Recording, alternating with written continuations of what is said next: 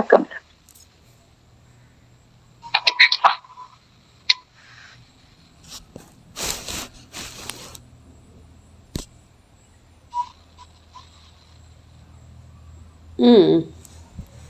ఒక 1 minute man.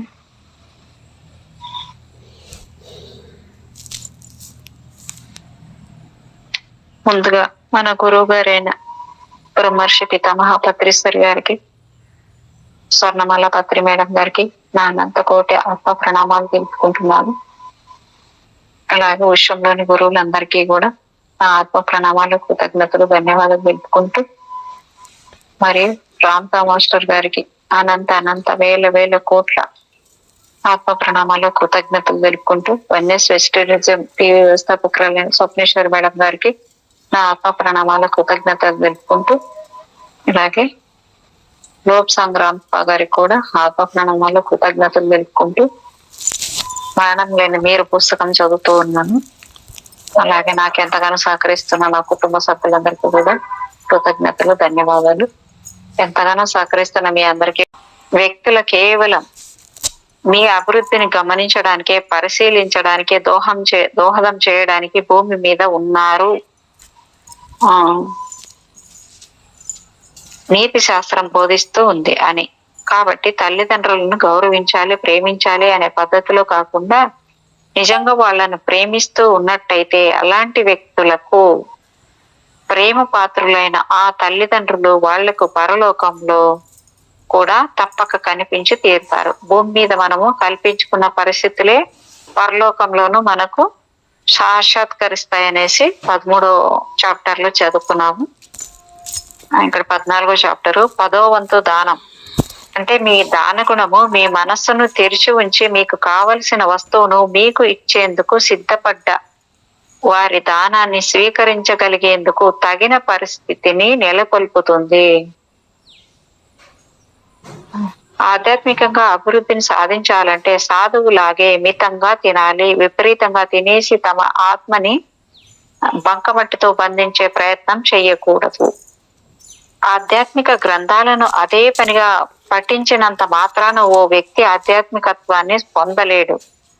ఉత్తినే పుస్తకాలు చదివే వ్యక్తి తాను అభివృద్ధి చెందుతున్నట్లు భ్రమపడుతూ ఉండవచ్చు. అంతే తప్ప అక్షరం ముక్కలన్నీ కూడా ఆ వ్యక్తి మెదడును చేరకుండా శూన్యంలోనే పయనిస్తుంటాయి అతని కళ్ళలోంచి. తను ఓ దివ్యాత్మ అని ఓ వ్యక్తి తనని తాను మభ్యపెట్టుకోవడం మాత్రం జరుగుతూ ఉంటుంది.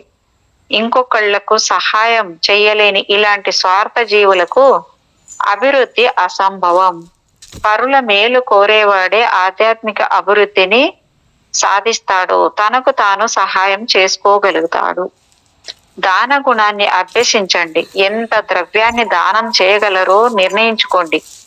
ఏ సహాయాన్ని చేయగలరో నిశ్చయించుకోండి. ఏ పద్ధతిలో సహాయాన్ని చెయ్యాలో నిర్ణయించుకోండి. మీ ఆలోచనలను ఆచరణలో పెట్టండి. 3 నెలల పాటు ప్రయత్నించండి. 3 నెలల తర్వాత చూసుకుంటే మీ జేబులు ఆధ్యాత్మికంగానో, డబ్బులోనో లేక 2 విధాలుగా కూడా నిండుకోవడాన్ని మీరు గమనించవచ్చు. గుర్తుంచుకోండి, సహాయం చేస్తేనే సహాయం లభించవచ్చు. 15వ చాప్టరు మధ్య మార్గం, సంతోషం, నమ్మకం. ఏ వ్యక్తి అయినా ఓ విషయం గురించి తీవ్రంగా ప్రయత్నిస్తున్నప్పుడు అతని ఆలోచనలు అపనమ్మకమైన దిశలోకి తిరిగి వెనక్కు వస్తాయి. దీనిని ఇంగ్లీష్ లో నెగటివ్ ఫీడ్బ్యాక్ అంటారు. ఓ విషయము మీద మనస్సు తీవ్రంగా లగ్నం చేసేందుకు మనం ప్రయత్నిస్తే మనలో విద్యుత్తు అధికంగా జనించి అసలు ఆలోచన చేయలేని స్థితి వచ్చేస్తుంది. ఓ విషయం గురించి ఆలోచిస్తూ మన మనస్సును మరి తీవ్రంగా లగ్నం చేసేందుకు ప్రయత్నం చేసేటప్పుడు మెదడులో ఎక్కువగా తయారైన విద్యుత్తు నెగటివ్ గ్రిడ్ బయాస్ లాగా పనిచేసి ఆలోచనని ఆపేస్తుంది. అందువల్ల మనము ఏ విషయంలోనూ అతిని ప్రదర్శించకూడదు. తగినంత ప్రయత్నమే చేయాలి. మీ మనస్సు గురించి అన్ని కోణాల నుంచి ఆలోచించిన మీదట దాన్ని గురించిన ఆలోచననే చేస్తూ నిద్రలోకి జారుకోండి. ఇలా చేస్తే ఆలోచనలు ఇంకా బాగా ఆలోచన చేయగలిగిన మస్తిష్కపు లోపలి పొరల్లోకి దిగుతాయి. ఆలోచనలు మీ మీ పూర్ణాత్మకి అందుతాయి.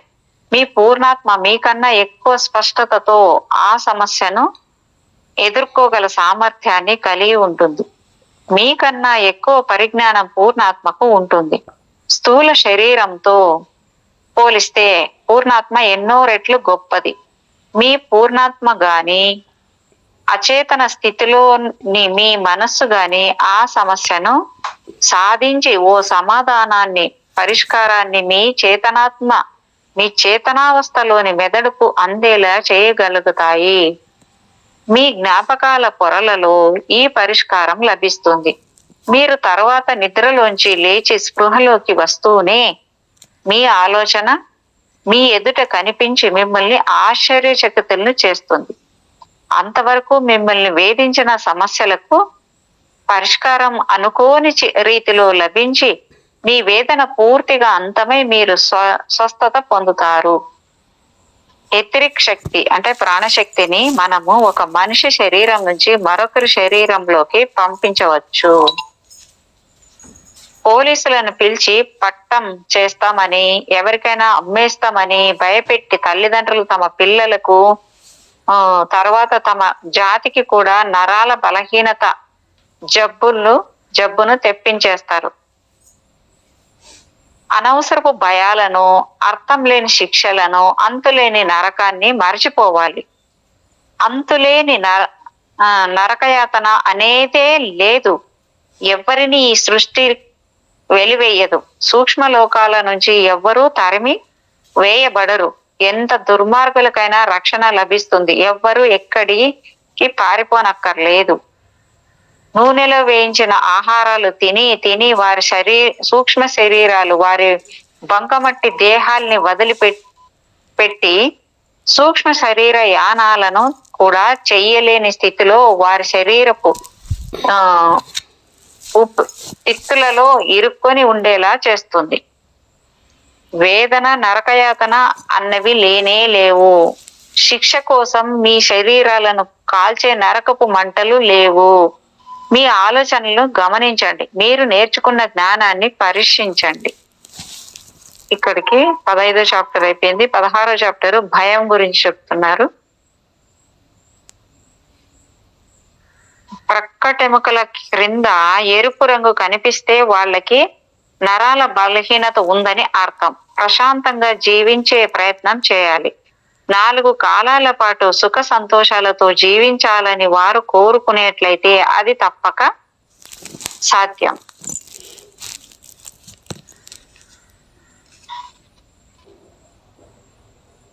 ఏంటి మేడం ఇక్కడికి వచ్చింది? ఇది ఏదో రంగుల గురించి ఉంది. ఓకే. చేతనావస్థలో ఉండే మనస్సు కేవలం 10వ వంతు మాత్రమే మిగిలిన 9 వంతుల అచేతనావస్థలో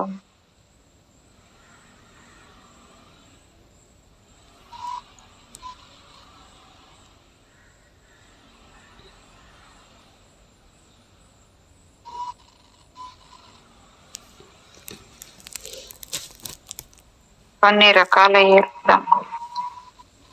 భయం గురించి ఇచ్చేది.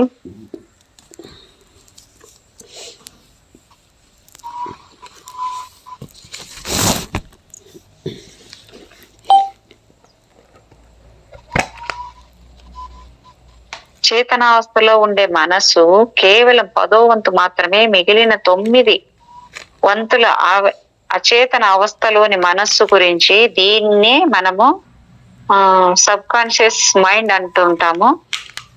ఈ అచేతనావస్థలో భయం అంటే ఏం జరుగుతుంది, భయం ఉంటే ఏం జరుగుతుంది అని ఇచ్చాడు ఇక్కడ. కొన్ని పనులను మనము ఎవరో బలవంత పెడుతున్నట్లు అనిపించి చేస్తూ ఉంటాం. అలాగే కొన్ని పనులను జరగనీయకుండా ఎవరో బలవంతంగా ఆపుతున్నట్లు అనిపించి చెయ్యం. ఎందుకు కొన్ని పనులను చేస్తామో, ఎందుకు కొన్ని పనులను చెయ్యమా మనకు తెలీదు. మనకు ఏది పైన కనిపించదు.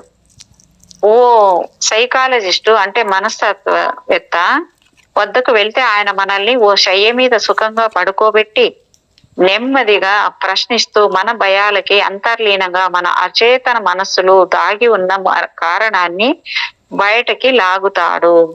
ఈ కారణం మన బాల్యంలో ఆ ఏదైనా జరిగిన దాని వల్ల ఏర్పడి ఉండవచ్చు.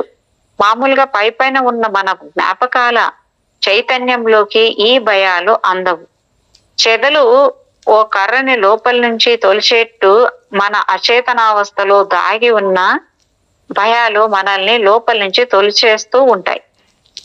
భయం వల్లనే సూక్ష్మ శరీర యానాన్ని చాలా మంది చేయలేకపోతున్నారు. నిజానికి సూక్ష్మ శరీర యానము చేయడం చాలా సులువు, శ్రమేం లేదు. గాలి పీల్చుకున్నంత సులువుగా చేయొచ్చు. కానీ చాలా మంది భయపడతారు. నిద్ర కూడా చావు లాంటిదే. నిద్ర మృత్యువును గుర్తు చేస్తూ ఉంటుంది. ఏదో ఒక రోజు మనము నిద్రకు బదులు పూర్తి నిద్రలోకి వెళ్ళిపోతామేమో. ఇలాంటివి జరగలేవు. సూక్ష్మ శరీరంలో ఏ భయమూ లేదు. భయంలోనే భయం ఉంది. మీకు తెలిసిన విషయాల్లో కొద్దిగానో, తెలియని విషయాల్లోనో ఎక్కువగానో భయం మీకు కలుగుతుంది. కార్బన్ అణు నిర్మితమైన ఈ ప్రపంచంలో బందీల్లాగా ఉన్న మనము అంతులేని కష్టాలు, పరీక్షలు అనుభవిస్తున్న మనము ఆ బంధం నుంచి తప్పించుకోగానే అలౌకికమైన శబ్దాలను వినవచ్చు, దివ్యమైన వర్ణాలను చూడవచ్చు. ఈ శబ్దాలు, వర్ణాలు నిజంగానే అలౌకికాలు. ఇక్కడ మన అజ్ఞానం అనే గుహకే పరిమితమైపోయి ఉంటాం. మన మోహంతో, మన దురాలోచనలతో బందీలమైపోయి ఉంటాం. ఈ భూలోకపు సుడిగుండంలో చిక్కుబడిపోయి ఉన్నాం. జీవించడానికి డబ్బు సంపాదిస్తూ ఉండాలి. సాంఘిక బాధ్యతలు, తప్పించుకోవడానికి వీల్లేని మొగమాటాలు ఉంటాయి. ఈ గొడవల అన్నింటి మధ్య కాస్త నిద్రపోవాల్సి ఉంటుంది. జీవితం ఒక సుడిగుండంలా అర్థం లేని రద్దీలో ఉండి ఏ పనికి కాలం చాలక పనులు ఆగిపోతూ ఉంటాయి. ఒక్క క్షణం ఆగి ఆలోచించండి. ఎందుకీ హడావిడి? మనం నిజానికి ప్రయత్నిస్తే, దినానికో అరగంట ప్రయత్నిస్తే ధ్యానానికి కేటాయించుకోలేమా? ధ్యానం చేస్తే మనం భూమి నుంచి తప్పించుకుని పోవచ్చు. కొంత సాధనతోనే సూక్ష్మ లోకంలోకి, ఇంకా ఉత్తమ లోకాలకు చేరవచ్చు. ఈ భూమి మీద మన జీవితాన్ని ఒక జైలు శిక్షలాగే ఊహించండి. ఇక్కడ మన జీవితం ఎంత దుఃఖపూరితంగా ఉంటుందో మనకు తెలియడం లేదు. ఇక్కడ నుంచి ఒక్కసారి పైకి వెళ్ళి క్రిందికి చూడగలిగితే మీకు తీవ్రమైన అనుకంపం కలిగి మళ్ళీ భూమి మీదకి తిరిగి వచ్చేందుకు ఇష్టపడరు. అందువల్లే చాలా మంది సూక్ష్మ శరీర యానాన్ని చేయలేని పరిస్థితుల్లో ఉంటారు. ఎందుకంటే ముందుగా సిద్ధపడితే తప్ప, నిబ్బరంగా ఉండగలిగితే తప్ప, దేహంలోకి తిరిగి వచ్చేసిన తర్వాత మన ఆలోచనలు అత్యంత అసహ్యంగా ఉంటాయి. జ్ఞానులు ఎప్పుడూ ఒకళ్ళ ఆరాలను గమనిస్తూ ఉంటారని, వాళ్ళ ఆలోచనలు చదివేస్తూ ఉంటారని చాలా మంది అనుకుంటూ ఉంటారు.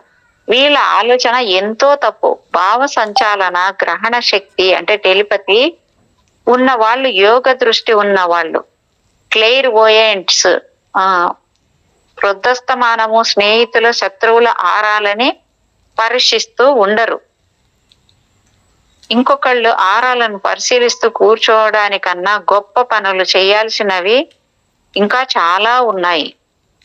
మాకు తెలిసిన ఒక ఆమె మా దగ్గరికి వచ్చి తన గురించి ఏదో చెప్పడానికి ప్రయత్నించి 4-5 మాటల తర్వాత ఉన్నట్టుండి, మీకు అన్ని విషయాలు తెలిసిపోతూనే ఉంటాయి కదా, ఇంకా నేను మాట్లాడాల్సిన పనేమిటి అంటూ ఉంటుంది. అదేం కుదరదు. మాకు అన్ని విషయాలు తెలుసుకోగల శక్తి ఉన్నా అలా తెలుసుకోవడం మాత్రం నైతికంగా తప్పు. ఈ జ్ఞానులు, ద్రష్టలు, యోగులు నీతిమంతులుగా ఉన్నంత వరకు మీరు ఆహ్వానించిన మీ అంతరంగిక విషయాలను పరిశీలించరు. నైతికంగా పతనం చెందితే మీ అంతరంగిక విషయాలను పరిశీలించలేరు. కాబట్టి ఎలాంటి భయాలు మీకు అక్కర్లేదు. మీకు అప్పుడప్పుడు రోడ్ల మీద కనిపిస్తూ డబ్బులు తీసుకొని జోస్యాలు చెప్పే చాలా మందికి ఇలాంటి శక్తులేవి నిజంగా ఉండవు. కొంతమందికి ఆ శక్తులు ఇదివరకు ఎప్పుడైనా ఉండి ఉండవచ్చు. డబ్బులకు శక్తులను ప్రదర్శించే వాళ్ళ దగ్గర ఈ సిద్ధులు నిలబడవు, నశించిపోతాయి. కనుక రోడ్డు మీద మీకు చిరకాలం నుంచి జోషం చెబుతున్న స్త్రీకి నిజంగా ఇప్పటికీ ఆ శక్తి లేదని, ఇప్పుడు చేస్తున్నది మాత్రం నటనే అని గుర్తించండి. సహజంగా మీ మనస్సును ఆకలింపు చేసుకోగల చాకచక్యం ఉన్న వ్యక్తి కనుక ఆమె మీతోనే ఎక్కువ సేపు మాట్లాడించి తర్వాత మీరు తెలుసుకోవాలని అనుకునే విషయాలను ప్రస్తావించి మిమ్మల్ని ఆశ్చర్యపరుస్తుంది. మీ అంతరంగిక విషయాలను ఎవరో గమనిస్తున్నారేమోననే భయాన్ని పెట్టుకోకండి. సత్ప్రవర్తన కలవాళ్ళెవరు మీ అంతరంగిక విషయాలను రహస్యంగా పరిశీలించరు. దుర్బుద్ధి ఉన్న వాళ్ళు ఆ శక్తిని ఎప్పటికీ పొందలేరు. గుప్త విద్యలను శాసించే ఓ న్యాయం ఇది. దుశ్చింతలకు యోగ దృష్టి అసాధ్యం. ఒక ఆయనకు అది కనిపించింది అని మీరు వింటున్న కథల్ని 999% మేర తగ్గించేసి మిగిలిన దాన్ని నమ్మండి. యోగ దృష్టి ఉన్న వాళ్ళు మీరు ఏ విషయాన్ని గురించి మాట్లాడాలనుకుంటున్నారో ఆ విషయాన్ని మీరే బయట పెట్టేంత వరకు ఓర్పు వహించి ఉంటారు. మీరు సమ్మతించిన మీ ఆరాలోకి గాని మీ అంతరంగిక విషయాలలోకి గాని తమ దృష్టిని పోనీయరు. వాళ్ళు యోగాన్ని శాసించే చట్టాలకు కట్టుబడి ఉండాల్సిందే. హద్దు మీరిన వాళ్ళకి దండన తప్పదు. మనిషి చేసుకున్న శాసనాలను ఉల్లంఘించిన శిక్ష తప్పనట్లు ఆ జ్ఞానులకు మీరు చెప్పదలుచుకున్న విషయాలను గురించి చెప్పండి. మీరు నిజం చెప్తున్నారో లేదో వాళ్ళు ఇట్టే గ్రహించగలరు. ఈ జ్ఞానం గురించి ఇంతవరకు మాత్రమే మేము మీకు చెప్పగలం. జ్ఞానుల ఎదుట మీరు నిజాలను మాత్రమే చెప్పండి. అబద్ధాలాడి మిమ్మల్ని మీరు మభ్య పెట్టుకోవచ్చు, కానీ జ్ఞానుల్ని మభ్య పెట్టలేరు. కాబట్టి మళ్ళీ వినండి. మంచి జ్ఞాని మీలోకి చూడడు, చెడ్డవాడు మీలోకి చూడలేడు. ఈ భూమి మీద మనం ఇష్టం లేని వ్యక్తులతో కలిసి జీవించవలసి వచ్చినా, నచ్చని తల్లిదండ్రులకు జన్మించాల్సి వచ్చినా, అయిష్టంగా పెళ్లాడి జీవిస్తున్నా అదంతా కేవలం మనం పైన నిర్ణయించుకుని స్వయంగా ఏర్పాటు చేసుకున్న ప్రణాళిక ప్రకారమే జరుగుతూ ఉంది అనే సత్యాన్ని అర్థం చేసుకోవాల్సి ఉంది. ఓ జబ్బును తప్పించుకోవడానికి మనము ఆ జబ్బును తెచ్చిపెట్టే సూక్ష్మ జీవులనే ఓ చిన్న మోతాదులో ఒక టీకా లాగా మన శరీరంలోకి స్వయంగా ఎక్కించుకుంటున్న విషయాన్ని మనం ఇక్కడ గుర్తు చేసుకోవాలి. మనం అధిగమించాల్సిన అడ్డంకులుగా మనతో కలిసి కాపురం చేస్తున్న సహచరులు మళ్ళీ మనం మరో లోకానికి వెళ్ళిన తర్వాత కనిపించరని అర్థం చేసుకోండి.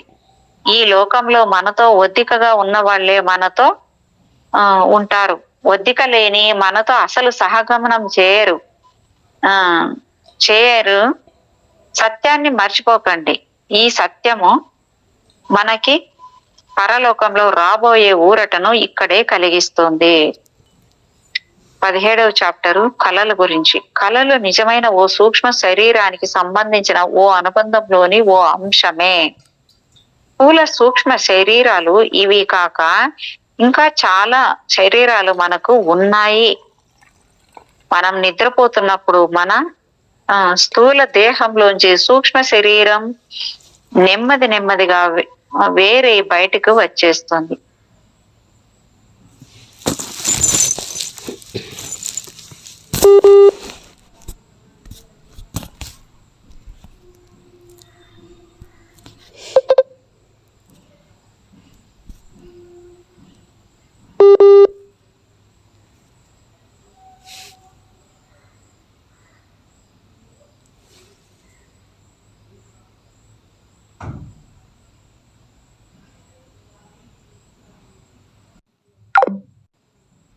ఓ అంశమే. స్థూల సూక్ష్మ శరీరాలు ఇవి కాక ఇంకా చాలా శరీరాలు మనకు ఉన్నాయి.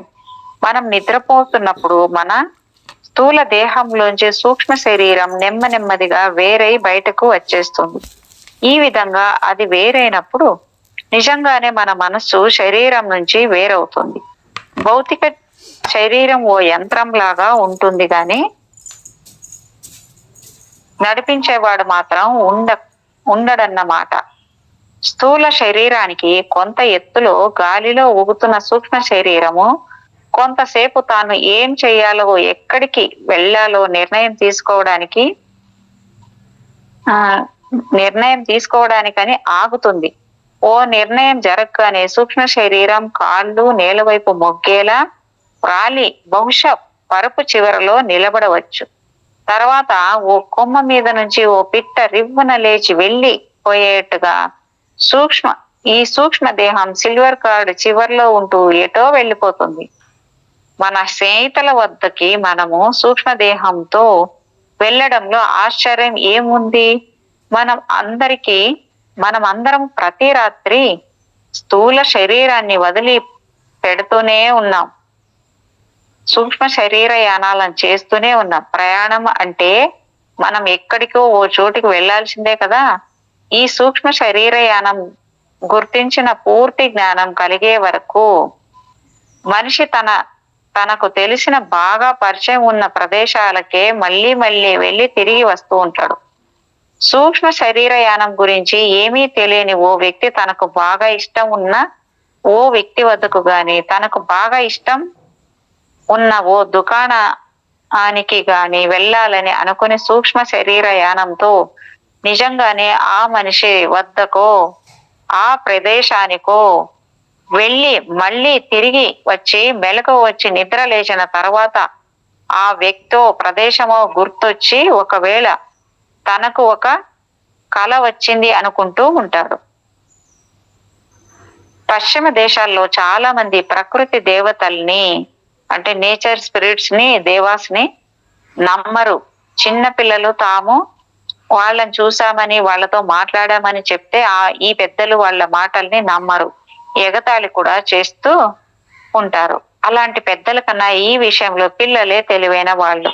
ఇంతెందుకు, క్రైస్తవుల పరిశుద్ధ గ్రంథము బైబిల్లో కూడా చిన్నారులలాగా తయారైతే తప్ప మీరు స్వర్గ సామ్రాజ్యంలోకి అడుగు పెట్టలేరు అనే మాటను మీరు స్పష్టంగా గుర్తించవచ్చు. ఇదే మాటను పెద్దల అపనమ్మకాల ప్రభావం తమ మీద పడని చిన్నారుల నిర్మలమైన నమ్మకం లాంటి విశ్వాసమే మీకు ఉంటే మీరు ఎక్కడికైనా ఏ సమయంలోనైనా వెళ్ళగలరు, ఏదైనా చూడగలరు అని మనం మరో విధంగా చెప్పుకోవచ్చు. పెద్దల ఎగతాళికి కోపానికి గురైన పిల్లలు తాము చూసిన సత్యాన్ని దాచిపెట్టేసి మార్గాలను నేర్చుకుంటారు. వాళ్లకున్న శక్తుల్ని పెట్టుకునేందుకు వాళ్ళు చేసే ప్రయత్నాల వల్ల వాళ్ళు ప్రకృతి దేవతలను చూసే శక్తిని త్వరలోనే కోల్పోతారు. సరిగ్గా ఇలాంటి పరిస్థితి కళల విషయంలో కూడా జరుగుతుంది. తమ స్థూల శరీరం నిద్రిస్తున్న సమయంలో మనుషులకి కొన్ని అనుభవాలు కలుగుతున్నాయి. సూక్ష్మ శరీరాలు ఎప్పుడూ పోవు. సూక్ష్మ శరీరం స్థూల శరీరంలోకి తిరిగి రాగానే వాటి రెండింటి మధ్య ఓ ఘర్షణ జరుగుతుంది. సూక్ష్మ శరీరానికి సత్యం తెలిసి ఉంటుంది. స్థూల శరీరం తన బాల్యం నుంచి యవ్వనం దాకా చేసిన అవివేకపు ఆలోచనల అభ్యాసం ద్వారా మొద్దుబారిపోయి మలినమైపోయి ఉంటుంది. ఈ అభిప్రాయాలతో బిగుసుకుపోయి ఉన్న పెద్దలు సత్యాన్ని దర్శించలేరు. అందువల్ల ఈ యుద్ధం తప్పదు. సూక్ష్మ శరీర యానాన్ని చేస్తున్నప్పుడు మనకు అనేక అసాధారణ అనుభవాలు కలగవచ్చు. మనము నిద్ర నుంచి లేవగానే మనకు ఈ అనుభవాలన్నీ స్పష్టంగా గుర్తుకు రావాలి అని సూక్ష్మ శరీరం అనుకుంటుంది. అయితే ఈ అనుభవాలను నమ్మే ప్రయత్నం స్థూల శరీరం చెయ్యలేని విధంగా తయారైపోయి ఉండడం వల్ల స్థూల శరీరాల మధ్య విరోధం నెలకొని ఉంటుంది. ఈ యుద్ధం పూర్తి అయిన తర్వాత అనూహ్యంగా వక్రీభవనం చెందిన లేక గుర్తుపట్టడానికి వీల్లేనంతగా మారిపోయిన దృశ్యాల పరంపర ఒకటి తయారవుతుంది. ఇవే మన చేతనావస్థలోని మనస్సులోకి వచ్చి మనోనేత్రం ముందు దర్శనం ఇస్తాయి. ఇవి సంభవాలుగా అనిపిస్తాయి. నువ్వులు పోగు కూడా ధరించకుండా రోడ్డు మీద మనం నిలబడి ఉన్నట్టు వచ్చే కళలు మనలో సిగ్గుపడే విధంగా ఉంటాయి. కానీ ఇవి కళలు కానే కావు. సూక్ష్మ శరీరంతో ప్రయాణం చేసేటప్పుడు సూక్ష్మ లోకాలకు తగిన విధంగా బట్టలు వేసుకోవాలి అన్న ఆలోచన మనకు అస్సలు ఉండదు గనక ఇలాంటి పరిస్థితి మనకు వస్తుంది. సూక్ష్మ శరీరానికి తగిన దుస్తుల్ని మనుషులు ఊహించలేకపోతే సూక్ష్మ శరీరయానంలో మనకి నగ్నంగా తిరుగుతున్న సూక్ష్మ శరీరదారులే కనిపిస్తూ ఉంటారు. స్థూల శరీరం నుంచి బయటపడి సూక్ష్మ లోకాల్లో తిరగగలగడమే ఓ గొప్ప విషయం. అంత గొప్ప విషయం జరుగుతున్నప్పుడు ఇతర స్వల్ప విషయాల గురించిన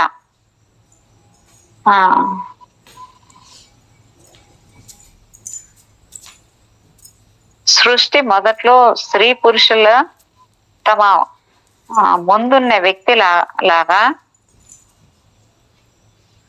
వ్యక్తి ఆరాలను స్పష్టంగా దర్శించగలిగి ఉండే శక్తి కలిగి ఉండేవారు. వాళ్లకు అందరి ఆలోచనలు స్పష్టంగా గోచరిస్తూ ఉండేవి.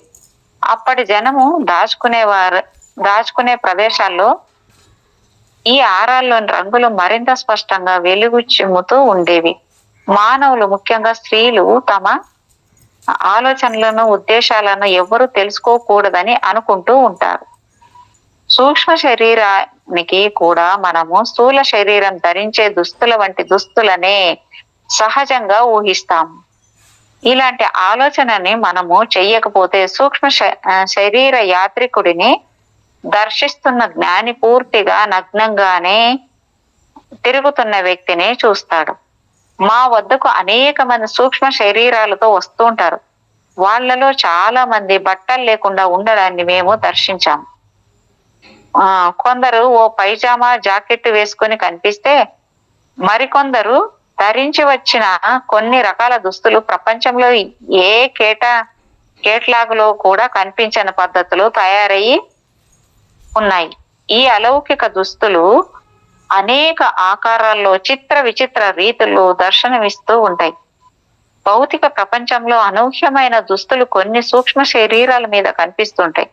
నిజానికి ఈ విషయాలన్నీ మనకు ఎందుకు పనికిరానివి. ఎందుకంటే దుస్తుల్ని ధరించడం అన్నది మానవుడు ఏర్పరచుకున్న ఓ కృత్రిమ కట్టుబాటు మాత్రమే. కాబట్టి మనం స్వర్గానికి వెళ్తే అక్కడ భూలోకంలోని వ్యక్తులు ధరించే దుస్తుల వంటి ఈ దుస్తులు బహుశా ఉండవని మేము విశ్వసిస్తూ ఉన్నాము.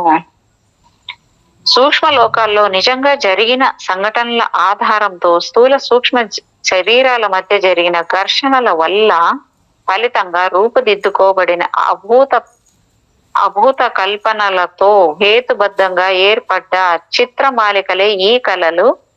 సూక్ష్మ శరీరంతో ఉన్న మనకు అన్ని వస్తువులు మరింత వన్నెలను విరజిమ్ముతూ చిత్రవర్ణాలను రమణీయంగా గోచరింపజేస్తూ అత్యంత స్పష్టతతో కనిపిస్తాయి. లౌకికంగా ఇంత స్పష్టత మనకు లభ్యం కావడం అసంభవం. మీకు ఎప్పుడైనా అత్యంత స్పష్టతతో అత్యంత రమణీయంగా కనిపిస్తున్న రంగుల చిత్రణతో ఏదైనా స్వప్నం వచ్చి ఉంటే మీరు సూక్ష్మ శరీరయానం చేస్తున్నప్పుడు గమనించిన అంశాలనే ఒక కళలాగా మీరు ఊహించుకుంటున్నారని మీరు ఖచ్చితంగా అర్థం చేసుకోవచ్చు. ఇందులో ఏమాత్రము సందేహం మీకు అక్కర్లేదు. సూక్ష్మ శరీరంలో మన ప్రకంపనాలు అత్యంత తీవ్రతతో ఉంటాయి. స్థూల శరీరంలోని ప్రకంపనాల స్థాయి తక్కువగా ఉంటుంది. స్థూల శరీరంలోంచి బయటికి వెళ్ళి మళ్ళీ లోపలికి తిరిగి రావడానికి ఇబ్బంది పెట్టే అంశాలను మనము స్థిమితంగా అర్థం చేసుకుంటే ఆ జ్ఞానంతో స్థూల సూక్ష్మ శరీరాల మధ్య ఒక సంయమనాన్ని సాధించే ప్రక్రియను స్వయంగా కల్పించుకోవచ్చు. విపరీతమైన వేగంతో ప్రాణశక్తిని నింపుకొని ఉన్నట్టు మన సూక్ష్మ శరీరం స్పందనలతో నిండి ఉంటుంది. స్థూల శరీరానికి ఉన్నట్టే జబ్బులు ఏవి సూర్య దేహానికి ఉండవు. సూక్ష్మ దేహాలను బాధ పెట్టే అంశాలు ఏవి ఉండవు. సూక్ష్మ శరీరయానపు అనుభవాల నుంచి తిరిగి స్థూల దేహంలోకి చేరుకోబోయే ముందు మనకి వచ్చే సమస్య స్థూల శరీరంలోకి ఎలా వెళ్ళడమా అని స్థూల శరీరం కంటే ఎక్కువ తీవ్రతతో సూక్ష్మ శరీరం కంపిస్తూ ఉంటుంది. ఒక శరీరపు వేగాన్ని మనం తగ్గించలేము. ఇంకో శరీరపు వేగాన్ని కొంత ప్రయత్నించి కొద్దిగా మాత్రమే పెంచగలము. కాబట్టి కొంతసేపు ఆగి రెండు ప్రకంపనాల మధ్య కొంత శృతిని సాధించాల్సి ఉంటుంది. సాధనతో దీనిని సాధించవచ్చు. సూక్ష్మ శరీరపు ప్రకంపనాలను కొంత ప్రయత్నంతో తగ్గించుకోవచ్చు. స్థూల శరీరపు ప్రకంపనాలను కొంత ప్రయత్నంతో హెచ్చించుకోవచ్చు. ఇలా ప్రయత్నంతో కొంత సామర్థ్యాన్ని సాధించినప్పటికీ స్థూల శరీర మధ్య ప్రకంపనాల తీవ్రస్థాయి భేదం ఎక్కువగానే ఉంటుంది. రెండు ఒకదానికి మరొకటి దగ్గరగా వచ్చినప్పుడు ఈ ప్రకంపనాలు రెండు పరస్పర ప్రేరితాలై ఒక సామరస్యమైన శృతిలోకి వస్తాయి. ఓ సమ్మేళన స్వరము ఏర్పడుతుంది. ప్రకంపనాల మధ్య ఒక ఒద్దిక ఏర్పడుతుంది. దీనివల్ల మనం స్థూల దేహంలోకి క్షేమంగా చేరుకోగలం.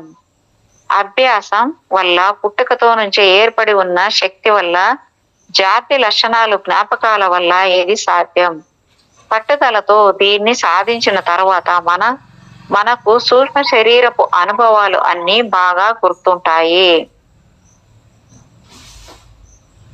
అభ్యాసం లేకుండా స్థూల శరీరంలోకి తిరిగి రావడం కూడా ఇంచుమించు కష్టంతోనే కూడుకుని ఉంటుంది. అభ్యాసం ఏమి చేయకుండా మొరటుగా శరీరంలోకి తిరిగి వస్తే మనకు మెలకువ వచ్చేస్తుంది. చెప్పలేని ఆందోళనను అనుభవిస్తూ ఉంటాం. పైత్యం ప్రకోపించినట్టు అనిపించవచ్చు. దుర్భరమైన తలనొప్పి పట్టుకోవచ్చు. ఇలా ఎందుకు జరుగుతుందంటే పరస్పర శృతిలో లేని రెండు శరీరాలు ఉన్నట్లుండి ఒకదాంతో మరొకటి ఢీ కొనడం వల్ల పుట్టే కుదుపు వల్ల. కారులో వెళ్తూ గేర్ ని మొరటుగా మార్చితే కారు మొత్తం కుదుపుతో ఊగినట్లు ఇది జరుగుతుంది. సూక్ష్మ శరీరం స్థూల శరీరాన్ని పూర్తిగా అనుసరించి నిలబడకుండా ఓ ప్రక్కకి కాస్త ఎక్కువగా ఇరుక్కొని వాలి ఉండవచ్చు. అంచేత చాలా ఇబ్బందిని మనము అనుభవంలోకి తెచ్చుకోవచ్చు. దురదృష్టవశాత్తు ఇలాగ జరిగితే నిద్రపోవడమో, వీలైనంత ఎక్కువ విశ్రాంతి తీసుకోవడమో తప్ప మరో మార్గాంతరం మనకు లేదు. అలా విశ్రాంతి తీసుకుంటున్నప్పుడు వీలైనంత వరకు అటు ఇటు కదలకుండా ఉండాలి. వీలైనంత వరకు ఆలోచనలు కూడా బాగా తగ్గించేసుకోవాలి. వీలైతే మళ్ళీ సూక్ష్మ శరీరాన్ని ఒకసారి బయటకు తీసుకొచ్చే ప్రయత్నాన్ని చేయాలి. అలా లేచిన సూక్ష్మ శరీరం స్థూల శరీరం నుంచి కొంత ఎత్తు దాకా వెళ్ళి మళ్ళీ నెమ్మదిగా ప్రశాంతంగా క్రిందకు దిగుతూ స్థూల శరీరంతో సక్రమంగా సంయోగం చెంది ఒద్దికగా నిలబడగలుగుతుంది. మనకు అప్పుడు ఏ విధమైన ఇబ్బంది, అసౌకర్యము ఉండదు. 10 నిమిషాల్లో వ్యవధిలో ఈ స్వస్థతను మనం అభ్యాసంతో సాధించవచ్చు. ఈ 10 నిమిషాల ప్రయత్నాన్ని చేసి మీరు సుఖంగా ఉండటం మంచిది. లేకపోతే సుఖం లేని ఈ రెండు శరీరాల్లో జీవించే కన్నా చచ్చిపోవడం మంచిదేమోనని మీకు అనిపించవచ్చు. ఎందుకంటే నిద్రపోయి లేస్తే మీకు స్వస్థత చేకూరదు కాబట్టి. స్థూల సూక్ష్మ శరీరాలు రెండు ఒదికగా తప్పు ఉన్నప్పుడే మీకు స్పష్టత చేకూరుతుంది. ఒక్కోసారి మనము నిద్ర నుంచి లేవగానే విచిత్రమైన కళలలోని విషయాలు స్పష్టంగా గుర్తుకు వస్తాయి. కొన్ని కళలు చారిత్రాత్మకంగా ఉండవచ్చు, మరికొన్ని కళలు అలౌకికంగా అనిపించవచ్చు. ఇలాంటి సమయాల్లో మీరు మీ ఆధ్యాత్మిక శిక్షల కార్యక్రమంలోని భాగంగానే విశ్వ చైతన్యపు భాండాగారం లేక ఆకాశిక రికార్డ్స్ పరిశీలించి వచ్చినట్లు అర్థం చేసుకోవచ్చు. భూతకాలంలోకో భవిష్యత్తులోకో మీరు పయనించారని తెలుసుకోవచ్చు. భూత భవిష్యత్ దర్శనకారులు జోస్యాలు చెబుతూ ఉంటారు. భవిష్యత్తులో కొన్ని సంఘటనలు ఫలానా విధంగా జరగవచ్చునని, ఇంకా జరగని సంఘటనలు కనుక ఈ పద్ధతిలో జరగవచ్చునన్న సూచనలు మాత్రమే వాళ్ళు చెయ్యగలరు. భవిష్యత్ దర్శన మార్గం ఇలాగే ఉంటుంది. కాబట్టి మీరేం గ్రహించవచ్చునంటే సూక్ష్మ శరీరయానం అనుభవాలు ఎన్ని గుర్తుంచుకుంటే అంత ఉపయోగం మనకు కలుగుతోంది అని ఎంతో ఎంతో కష్టపడి నేర్చుకున్న విషయాలను కొన్ని నిమిషాల లోపలే మర్చిపోతే మనకేం ప్రయోజనం చేకూరుతుంది. అనేక సార్లు వ్యక్తులు నిద్ర నుంచి లేస్తూనే బాగా చీకాకు పడుతూ ఉంటారు. అందరి మీద మండిపడుతూ ఉంటారు. ఈ సృష్టి మీదే వాళ్ళకి ఆ సమయంలో సదభిప్రాయం కలగదు. ఇలాంటి దరిద్రపు మూడులోంచి తేరుకొని మళ్ళీ మామూలు మనుషులుగా కావడానికి వాళ్లకు ఎన్నో గంటలు పట్టవచ్చు. ఇలాంటి దయనీయమైన పరిస్థితి సంభవించడానికి అనేక కారణాలు ఉంటాయి. ఆ కారణాల్లో ఒక కారణం ఇది. సూక్ష్మ దేహంలో ఉన్నప్పుడు మానవులు ఎన్నో మంచి పనులను చేస్తూ ఉండవచ్చు. ఎంతో ఉత్సాహం కలిగించే ప్రదేశాలను దర్శిస్తూ ఉండవచ్చు. ఎంతో ఉత్సాహం కలిగించే ప్రదేశాలను దర్శిస్తూ ఉండవచ్చు. తమకి సంతోషాన్ని కలిగించే అనేకుల్ని చూస్తూ ఉండవచ్చు. స్థూల దేహం నిద్రిస్తూ శక్తిని పుంజుకుంటూ ఉంటే సూక్ష్మ శరీరం స్వేచ్ఛగా ఉల్లాసంగా విహారాలు చేస్తూ ఉంటుంది. సూక్ష్మ లోకాల్లో సంపూర్ణ స్వాతంత్రం ఉంటుంది. ఏ బంధాలు ఉండవు. అద్భుతమైన అనుభూతి మనకు లభిస్తూ ఉంటుంది. కొంతసేపటికి వచ్చేయాలి అనే సందేశము అందుతుంది. తిరిగి వచ్చి ఇంకో దినాన్ని ప్రారంభించాల్సి ఉంటుంది మనం. ఈ సగటు రోజులో ఏముంటుంది? బాధే, కష్టమైన పనులే. ఏది ఏమైనా అది సుఖదాయకం మాత్రం కాకుండా ఉంటుంది.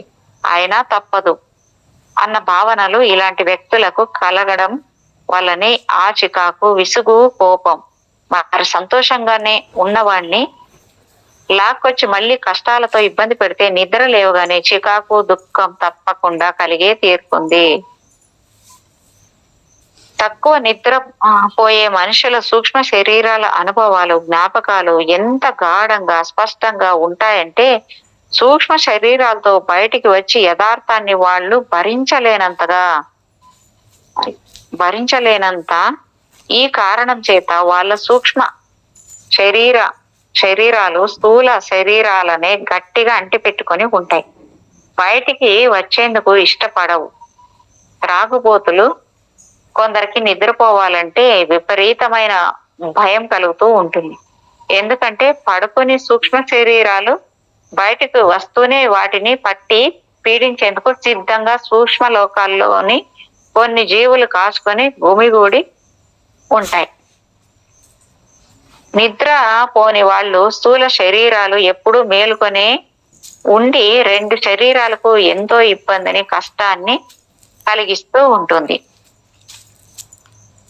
వీళ్ళు ఎప్పుడూ ఉద్విగ్నంతో ఉండి ఒక్క క్షణం కూడా విశ్రాంతిని పొందలేరు. వీళ్ళ మనసులలో వాళ్ళు చేసే తప్పుడు పనుల గురించిన విషయాలు నిండి ఉండి నిద్రపోవాలంటే వీలు లేని పరిస్థితిని కలిగిస్తాయి. పడుకోగానే తామెంత నీచులో అర్థమైపోయి తాము నిజంగా ఏ పనికి వచ్చే పనులు చెయ్యలేకపోతున్నామో, ఏ పనికి రాని పనులు చేస్తున్నామో ఆ విషయాన్ని గుర్తొచ్చి వాళ్ళకి కొంచెం కూడా ప్రశాంతత ఏర్పడదు. ఇదే ఒక అలవాటుగా మారిపోతుంది. నిద్ర ఉండదు, విశ్రాంతి ఉండదు. పూర్ణాత్మకు స్థూల శరీరాన్ని పరిశీలనగా గమనించే అవకాశమే లభించదు. అదుపు లేకుండా ఇష్టం వచ్చినట్లు రోడ్ల మీద దౌడు తీస్తున్న గుర్రాల్లాగా వీళ్ళు మిగతా అందరికీ హాని కలిగిస్తూ ఉంటారు. నిద్ర పట్టదు కనుక ఈ జీవితం నుంచి వాళ్లకు ఏ లాభము కలగదు, ఏ ఉపయోగము లేకుండా చేస్తున్నారు. కాబట్టి సరిగ్గా బ్రతికేందుకు మళ్ళీ ఇంకోసారి భూమి మీద జన్మ ఎత్తాల్సి ఉంటుంది. మీకు వచ్చిన కళ మీ కల్పనో లేకపోతే సూక్ష్మ శరీర యానపు అనుభవాలని గురించిన తప్పుదారి పట్టించి ఊహా చిత్రమో తెలుసుకోవడం ఎలా అని మీరు అనుకుంటున్నారా? ఈ ప్రశ్నకు మీరు మీకే వేసుకోవడం చాలా సులభమైన పద్ధతి. ఆ కళలో మీకు ప్రతి వస్తువు బాగా స్పష్టంగా కనిపిస్తోందా? అలా చాలా స్పష్టంగా ప్రతి వస్తువు కనిపించి ఉంటే అది తప్పక సూక్ష్మ శరీర యానపు అనుభవంగానే మీరు అర్థం చేసుకోవచ్చు. భూమి మీద కంటే స్పష్టంగా రంగులు మీకు కనిపించాయా? ఇది కూడా సూక్ష్మ శరీర యానపు అనుభవమే. మీరు బాగా ఇష్టపడే వ్యక్తి ఆకారం మళ్ళీ మీకు బాగా స్పష్టంగా కనిపించింది అనుకోండి, అప్పుడు కూడా మీకు సూక్ష్మ శరీరయానంలో ఆ వ్యక్తి వద్దకు వెళ్ళి వచ్చినట్టే అర్థం చేసుకోవచ్చు. పడుకునే ముందు మీరు ఇష్టపడే వ్యక్తి ఫోటోను చూసి పడుకున్నారంటే రిలాక్స్ అయ్యి నిద్రపోయాక తప్పక అతడి వద్దకు సూక్ష్మ శరీరంతో వెళ్ళి తీరతారని తెలుసుకోండి. మీరు నిద్ర నుంచి లేవగానే కొంత చీకాకుగానే లేచిన కోపం మాత్రం దాని స్థితిలో ఉన్నారనుకుందాం. మీరు అంతగా నచ్చని మనిషిని గురించి ఆలోచన జ్ఞప్తికి వస్తుంది. మీరు ఆ వ్యక్తి గురించి ఆలోచిస్తూ నిద్రపోయి ఉండవచ్చు. మీ వివాదం లేక యుద్ధం గురించి ఆలోచిస్తూ పడుకొని ఉండవచ్చు. మీరు అతడి వద్దకు సూక్ష్మ ఆ శరీరంతో వెళ్ళి ఉండవచ్చు. ఆ వ్యక్తి కూడా తన సూక్ష్మ శరీరంతో సూక్ష్మ లోకంలో మిమ్మల్ని కలిసి ఇద్దరు మాట్లాడుకొని మీ సమస్యను పరిష్కరించుకోవడానికై చర్యలు సాగించి ఓ సామరస్యాన్ని సాధించి ఇద్దరికీ నచ్చిన ఓ నిర్ణయాన్ని తీసుకొని ఉండవచ్చు. లేకపోతే మీరు ఇంకా తీవ్రంగా ఒకరినొకరు దూషించుకొని మీ ద్వేషాన్ని పెంచుకొని తిరిగి వచ్చి ఉండవచ్చు. సమరసమైన మీ స్థూల శరీరాన్ని మొరటుగా చేరి ఉంటే ఆ కుదుపుకు మీ అనుభవాలన్నీ తుడిచిపెట్టుకుపోయి చీకాకు, ద్వేషము, అసహనము ఇవే మిగిలి ఉంటాయి. కళలు ఇంకో లోకానికి కిటికీలు.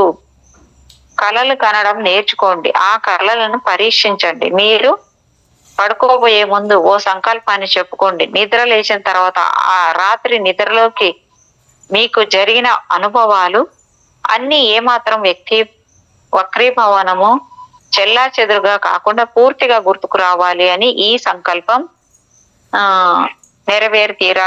తీరుతుంది. పాశ్చాత్యులకు మాత్రం కొంత కష్టం తప్పదు. వాళ్లకు అనుమానాలు ఎక్కువ. ప్రతిదానికి రుజువులు కావాలి వాళ్ళకి. తూర్పు దేశాల్లో చాలా మంది ట్రాన్స్ లోకి వెళ్ళిపోతూ ఉంటారు. అంటే మన శరీరాన్ని మర్చిపోగలుగుతారు. ఇంకో విధంగా చెప్పాలంటే ఈ ట్రాన్స్ అనే విద్య స్థూల శరీరం నుంచి తమ సూక్ష్మ శరీరాన్ని బయటకు తీసుకురాగల ధ్యానం అని అర్థం. ఇంకా కొంతమందికి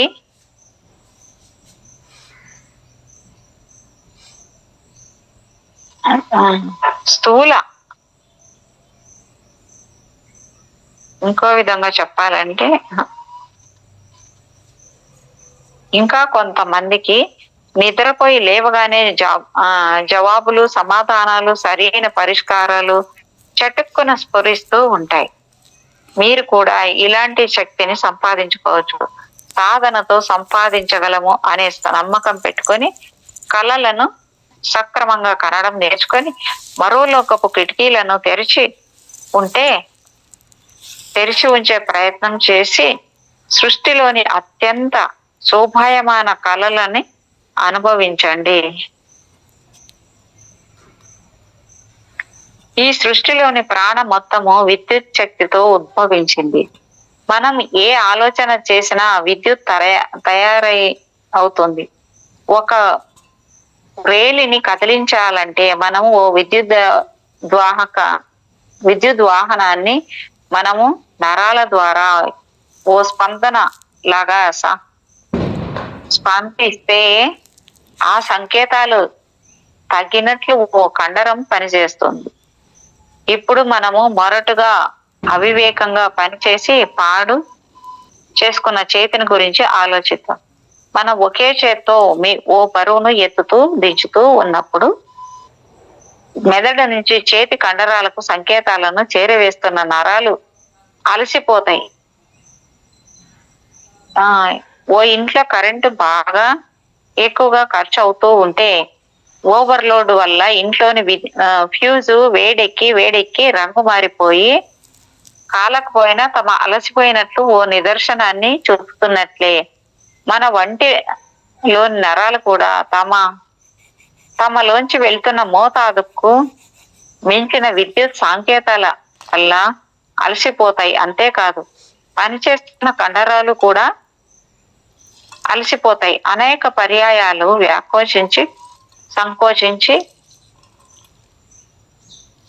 కండరాలు ఎందుకు అలసిపోతాయి?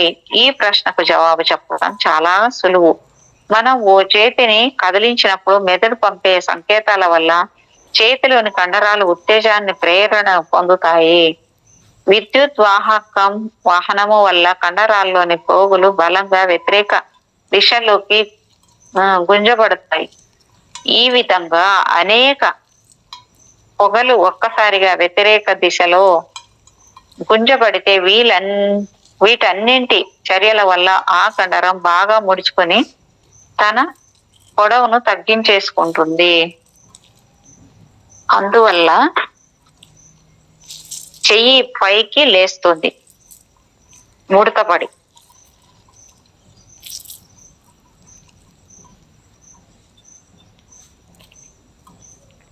ఇదే సమయంలో ఇంకో చర్య కూడా జరుగుతూ ఉంటుంది. కండరాల్లోంచి బయటకు వచ్చి అటు ఇటు కదులుతున్న ద్రవాలలోని రసాయనాలు కొన్ని చిన్న చిన్న స్ఫటికాలుగా గడ్డకట్టిపోవడం ప్రారంభిస్తాయి. ఈ స్ఫటికాలు కండరాలు టిష్యూలలో ఇరుక్కుంటాయి.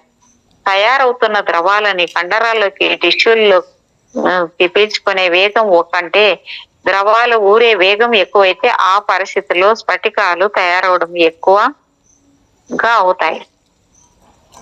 ఈ స్ఫటికాల అంచులు చాలా పదునుగా బాగా మనలు తేలి ఉండడం వల్ల కండరాల్ని టిష్యూల్లో అడ్డం పడి గుచ్చుకొని మనం కంఠాన్ని కదుపుతున్నప్పుడల్లా తీవ్రమైన బాధను కలిగిస్తాయి. మనం చేస్తున్న పనిని ఆపేసి 1 రోజు 2 రోజులు విశ్రాంతి తీసుకోవడం వల్ల కండరాలు టిష్యూలలోని స్ఫటికాలు మళ్ళీ మెల్లగా కరిగిపోయి కండరాలు ఒకదాని మీద మరొకటి సులభంగా జారుతూ సక్రమంగా హాయిగా పని చేయగలిగిన స్థితికి తిరిగి చేరుకుంటాయి. కీళ్లు నొప్పులున్న వాళ్ళకి ఎక్కడెక్కడో ఏర్పడే ఈ స్ఫటికాలు ఈ జబ్బున్న వాళ్ళ కాళ్ళు చేతులను పట్టుకొని వాటిని బిగబట్టి ఉంచుతాయి. వీళ్ళు చేతుల్ని వాళ్ళ కాళ్ళని కదపవచ్చు, కానీ అలా చేయాలంటే ఎంతో బాధను భరించాల్సి ఉంటుంది. వీళ్ళు బాధిత అంగాలు టిష్యూల్లోని స్ఫటికాలను కరిగించే మార్గాన్ని ఎవరినైనా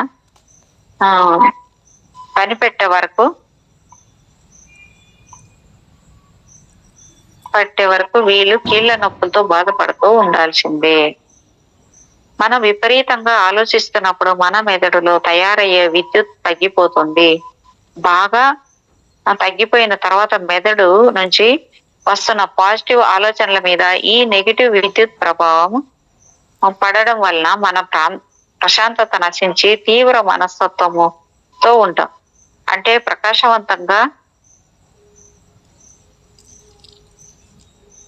ప్రకాశవంతంగా ఉండే మన ప్రకృతికి సరిగ్గా విరుద్ధంగా తయారవుతుంది. అలసిపోవడం వల్ల కానీ మీరే కారణం వల్ల కానీ మనం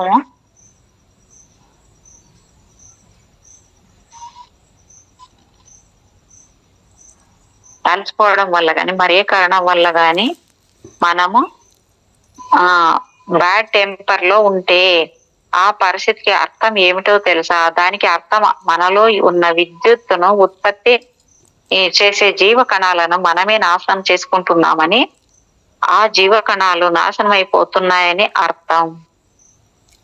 ఆరోగ్యం కోసం మిమ్మల్ని భోజనం మానేసి నోరు కట్టేసుకోమని సలహానిచ్చే సన్నపడే విద్యల్ని నేర్చుకోకండి. ఎందుకంటే కాస్త కండపట్టి ఉండేవాళ్లే సాధారణంగా సంతోషంతో ప్రశాంతంగా ఉంటారు. సన్నగా వేలాడుతూ బహుశా గిలకల్లా ఎముకలు చప్పుళ్ళు చేసుకుంటూ తిరుగుతూ ఉండేవాళ్ళ కన్నా ఆరాలను చూడడానికి మీరు అమితంగా శ్రమ పడుతున్నారా? ఇంకా ఎతిరికిని చూసే ప్రయత్నాన్ని చేస్తూనే ఉన్నారా? బహుశా మరీ ఎక్కువగా మీరు ప్రయత్నిస్తున్నారేమో. మీరు అభిలషిస్తున్న విజయం ఉత్తీర్ణత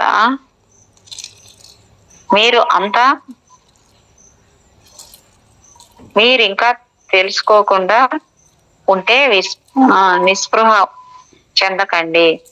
మీకు విజయం సిద్ధించడానికి ఇంకా సమయం కావాలి. మీకు ఓర్పు కావాలి. మీకు అచంచల విశ్వాసం కావాలి. అయితే అత్యరక కాలంలో విజయం తప్పక లభిస్తుంది. మీరు ఎప్పుడూ ప్రయత్నించని పనిని ఇప్పుడు చేస్తున్నారు. మనస్ఫూర్తిగా తదేక ధ్యానంతో రోజుకు అనేక గంటలు, ఇంకా ఎక్కువ గంటలు క్రమ రాత్రిపూట కూడా పడాల్సి రావచ్చు. ఇంత ప్రయత్నం జరిగాకే మీ లక్ష్యం నెరవేరుతుంది. ఫలితాలు ఒక్క రోజులో కనిపించవు. మీరు మా దగ్గర విద్యను అభ్యసిస్తూ ఉన్నారు కదా, ఆరాలను చూడాలని ప్రయత్నిస్తున్నారు కదా. ఎంతసేపు ప్రయత్నిస్తున్నారు? వారానికి 2 గంటల, వారానికి 4 గంటల, ఎంత చేసినా రోజుకు 8 గంటల కన్నా ఎక్కువ ప్రయత్నించడం లేదు కదా. మళ్ళీ ఇంటి దగ్గర హోంవర్క్ చేయడం లేదు కదా. కనుక ఓర్పు వహించండి. ఎందుకంటే మీకు ఓర్పు, అచంచల విశ్వాసము ఉంటే మీకు ఆరాలు కనిపించవు. ఎందుకంటే అర్హత ఉన్న వారికి అవి కనిపించి తీరుతాయి కాబట్టి.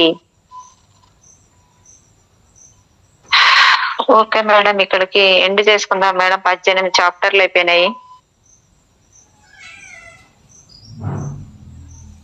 Thank you madam. Thank you.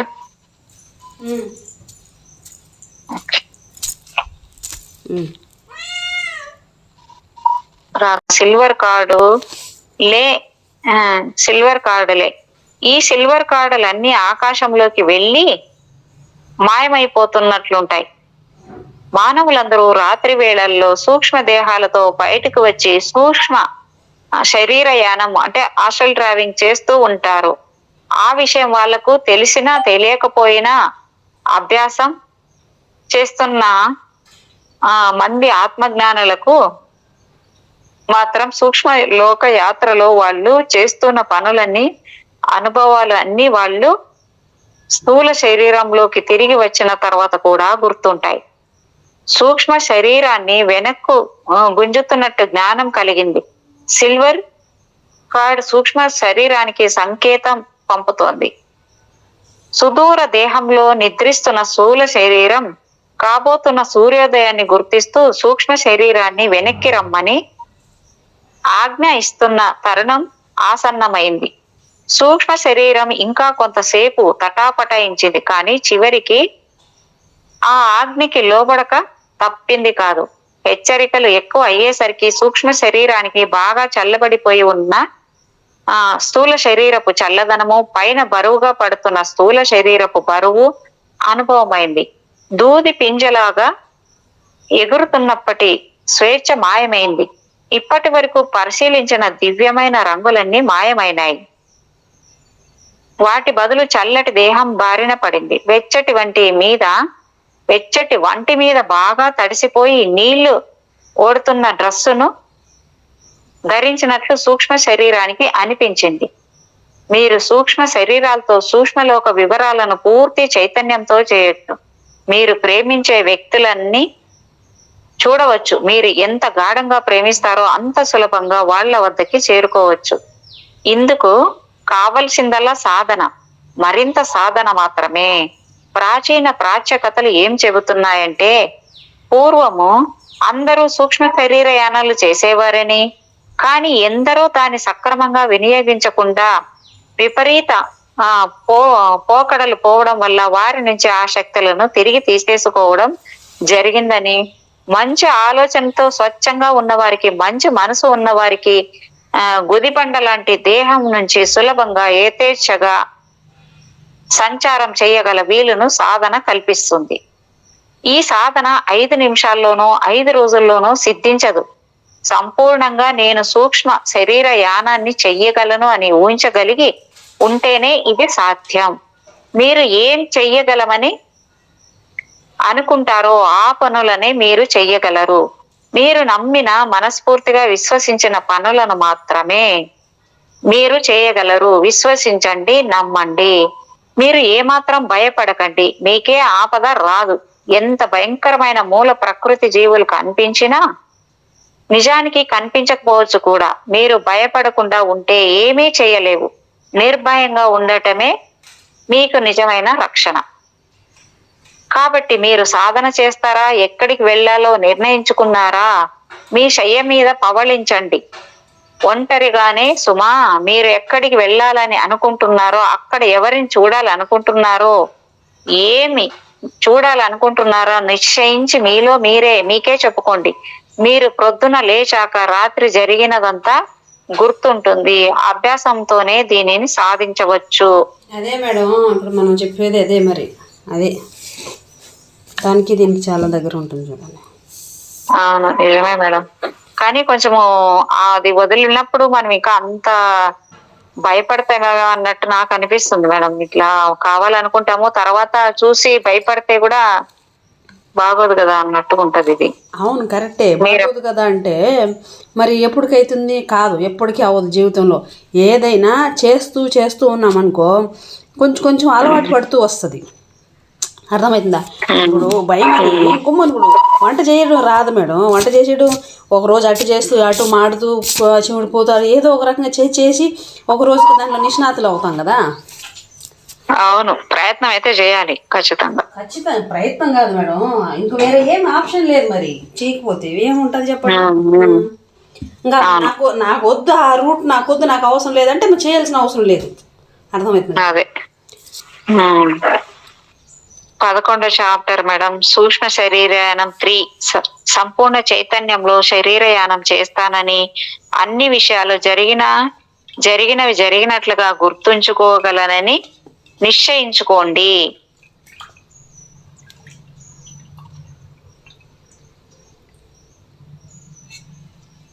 ఒక మాటని అనేక సార్లు పునరుచ్చరణ చేస్తూ ఉండండి. ఫలానా రోజు సాయంత్రాన సూక్ష్మ శరీరయానం చేయబోయే నేను ఆ కార్యాన్ని నా సంపూర్ణ చైతన్యంతో నిర్వహించగలనుగాక. స్వశరీరంలోకి పునః ప్రవేశించిన తరువాత నా అనుభవాలని నాకు గుర్తుండగలవుగాక. ఈ యానాన్ని నేను నిర్విఘ్నంగా సాగించగలనుగాక అని చెప్పుకోవాలంటే మేడం ఇక్కడ. అంతే కదా, అన్నీ నేను చేయగలను, మల్టీ డైమెన్షనల్ గా నేను వెళ్ళగలను. అవే కదా తండ్రి, అవే కదా చెప్తున్నాడు, అన్నీ కదా. ఈ మంత్రాన్ని మీరు ముమ్మారు జపించాలి. అంటే ముందుగా ఓసారి జపించాలి, రెండోసారి పునరుచ్చరణ చెయ్యాలి, మూడోసారి పునరుచ్చరణ చేయబడ్డ మంత్రాన్ని పునరుద్ఘాటించి సుస్థిరంగా ప్రతిష్ఠింపజేసుకోవాలి.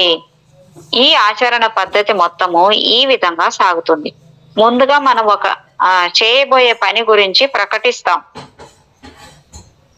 ఇలాంటి ఉత్పత్తి ప్రకటనల్ని మనము ఎన్నో చేస్తూ ఉంటాం. కాబట్టి మన అచేతన స్థితి ఈ మాటని విన్నప్పటికీ ఏ మాత్రం పట్టించుకోదు. పైగా వాగుడు కాయ మాటలు ప్రయోజనం లేనివిలే అని కొట్టిపారేస్తుంది కూడా. మొదటిసారి చేసిన మంత్రము ఉచ్చారణ మన అచేతన స్థితిని ఏమాత్రం నమ్మించలేదు.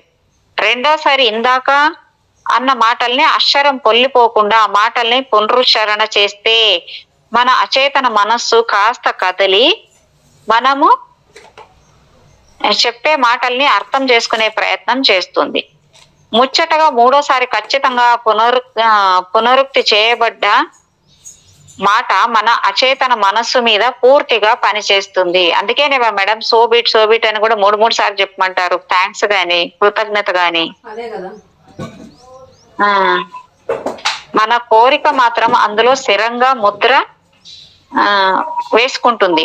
ఈ మంత్రాన్ని అచేతన స్థితిలోని మనస్సు గాఢంగా గుర్తుంచుకుంటుంది. ఈ మంత్రాన్ని మీరు ఉదయాన ముమ్మారు జపించుకోండి. మళ్ళీ సాయంత్రం జపించాలని, ఆ తర్వాత పడుకోబోయే ముందు జపించాలని నిర్ణయించుకొని ఆచరించరా అనుకోండి. ఒక్కోసారి మంత్రాన్ని జపిస్తుంటే చెక్కలోకి ఓ పెద్ద మేకును సుత్తి పెట్టి ఒక్కో దెబ్బ వేసి దిగ్గాడుతున్నట్టు మీ అచేతన స్థితిలోకి మీ కోరికని స్థిరంగా లోపలికి పంపుతున్నట్టు మీరు అర్థం చేసుకోవచ్చు. ఒక్క దెబ్బతోనే మేకు చెక్క లోపలి వరకు ఎలా పోదో ఒక్కసారే జపించబడ్డ ఈ మంత్రము మీ అంతఃకరణకు చేరదు. ఒక్కో దెబ్బ మేకును చెక్క లోపలికి ఎలా పంపుతుందో ఒక్కో మంత్రం పునరుచ్చరణ కొంచెం కొంచెంగా కోరికను మనం అచేతన మనసును లోపలి పొరల్లోకి గాఢంగా నాటుకునేట్లు చేస్తుంది. మీ మంత్రాలను మీరు ఒంటరిగా ఉన్నప్పుడే పరీక్షించాలి. ఎవరి ముందు వీటిని ఉచ్చరించకూడదు. మంత్రాలను నమ్మని జనము మనల్ని ఎగతాళి చేయవచ్చు, లేకపోతే మనలో కూడా అనుమాన బీజాలను పడేసి నీళ్లు చల్లిపోవచ్చు. ఇలా ఎగతాళి చేసిన వారి వల్లే, ఇలా అనుమానాలు సృష్టించే వారి వల్లే మానవులు ప్రకృతి దేవతలతో స్నేహాన్ని మర్చిపోగలిగారు. కనీసం వాళ్ళని చూడనైనా చూడలేకపో ఇంతకుముందు ఏంటి మేడం? ఇంతకుముందు చదివినట్టున్నాయి నేను. లేదు మేడం, ఇది ఇంకా కొత్తగా, ఇది 11వ చాప్టర్, ఈ రోజు అయినా కూడా ఇంతకుముందు లాస్ట్ చాప్టర్ లో కూడా వచ్చింది. అవును, ఇట్లే వచ్చింది. అవును, కనీసం వాళ్ళని చూడనైనా చూడలేకపోతున్నారు. అన్ని జంతువులతో పూర్వము తాము జరిపినట్లు, అంటే మనోభాషణ జరిపినట్లు టెలిపతిక్ సంభాషణలు జరపలేకపోతున్నారు.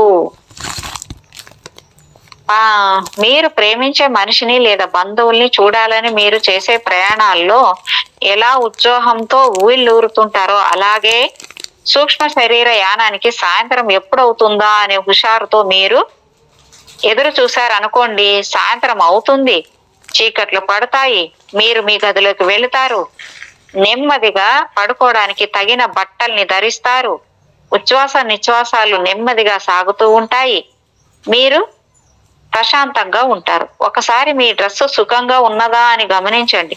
మెడ దగ్గర పట్టేసినట్లు గాని, నడుమును గట్టిగా బిగదీసి పట్టినట్లు గాని ఉందేమో ఓసారి చూసుకోండి. లేకపోతే మంచి రసవత్తరమైన ప్రయాణం మధ్యలో మీ డ్రెస్సు వల్లే మీకు విఘ్నం ఏర్పడి వెనక్కి రావచ్చు. మీ గదిలో గాలి, ఉష్ణోగ్రత సరిగ్గా ఉన్నాయో లేవో బాగా గమనించండి. మీరు తొడుక్కున్న బట్టలు తేలిగ్గా ఉన్నాయో లేక బరువుగా ఉన్నాయో గమనించండి. సూక్ష్మ శరీరం నుంచి మళ్ళీ స్థూల శరీరంలోకి వచ్చేటప్పుడు ఈ బరువునంతా మీరే మోయాల్సి ఉంటుంది కదా. గదిలో అది అవును, బట్టలు కానీ ఇప్పుడు జడలు కానీ టైట్గా వేసుకుని అన్న గుచ్చుకునేలాగా పిన్నీలు లేడీస్కి చాలా ఉంటాయి కదా, గాజులంట రకరకాలుగా. అలా ఏమి ఉండకూడదు, ఎక్కడ కానీ అడ్డంకి ఉండకూడదు. ఫ్రీగా బాడీని అలా పెట్టేసి పడుకోవాలి అంతే. వదిలేయాలి, బాడీని వదిలేయాలి పూర్తిగా. గదిలో దీపాలను ఆర్పేయండి, కిటికీ రెక్కల్ని మూసేయండి, కర్టెన్స్ ఉంటే వేసేయండి, పడక మీదికి హాయిగా రాలిపోండి, సుఖంగా పడుకోండి, స్థిమిత పడండి, మెల్లగా శరీరాన్ని మొద్దుబారనివ్వండి, మీరు పూర్తిగా రిలాక్స్ అవ్వండి. నిద్రపోయే అవకాశాన్ని మీరు కల్పించకండి. మీరు తెలియకుండానే నిద్ర పట్టేస్తే అది వేరే విషయం సంగతి. మీరు మీ మంత్రాన్ని సరిగ్గా జపించి ఉంటే నిద్ర పట్టేసిన మెలకువ వచ్చాక మీకు అన్నీ గుర్తుంటాయి. మా సలహా ఏమిటంటే మీరు నిద్రపోకండి. ఎందుకంటే మొదటిసారిగా చైతన్యంతో మీరు శరీరంలోంచి బయటకు రావడాన్ని చూసే అవకాశం ఎంతో ఉత్సాహవంతంగా ఉంటుంది. సుఖంగా పడుకొని వెల్లికలా పడుకుంటే మంచిది. మీ శరీరంలోంచి మరో శరీరాన్ని బలవంతంగా బయటకు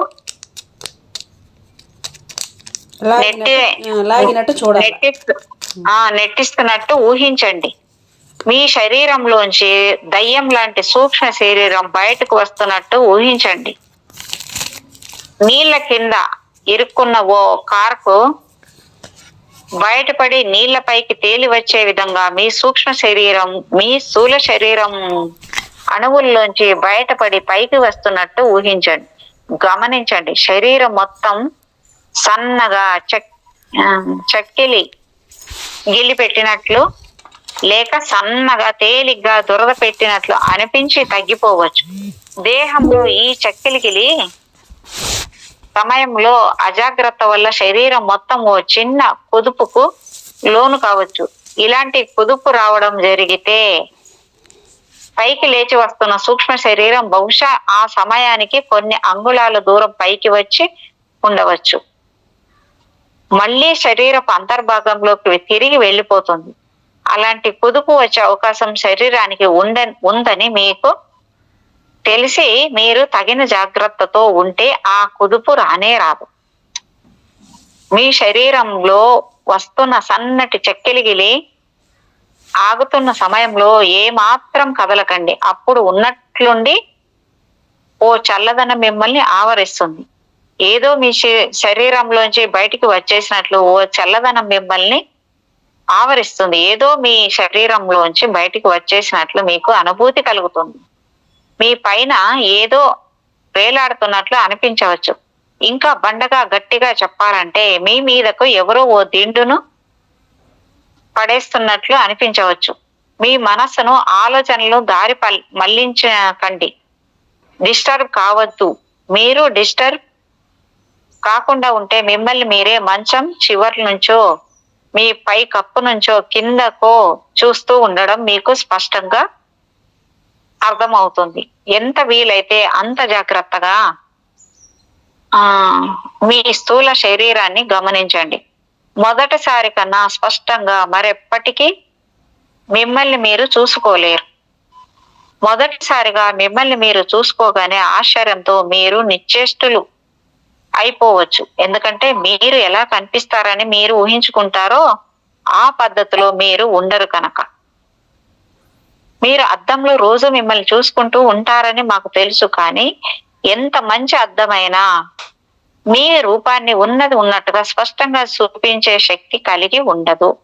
ఉదాహరణకి అద్దాల్లో కుడి ఎడమగానో ఎడమ కుడిగానో కనిపిస్తుంది. ఇంకా మనం గుర్తుపట్టలేని కొన్ని వక్రీభవనాలు అంటే మన బొమ్మని తప్పుగా చూపించే లక్షణాలు అద్దాలకి ఉంటాయి.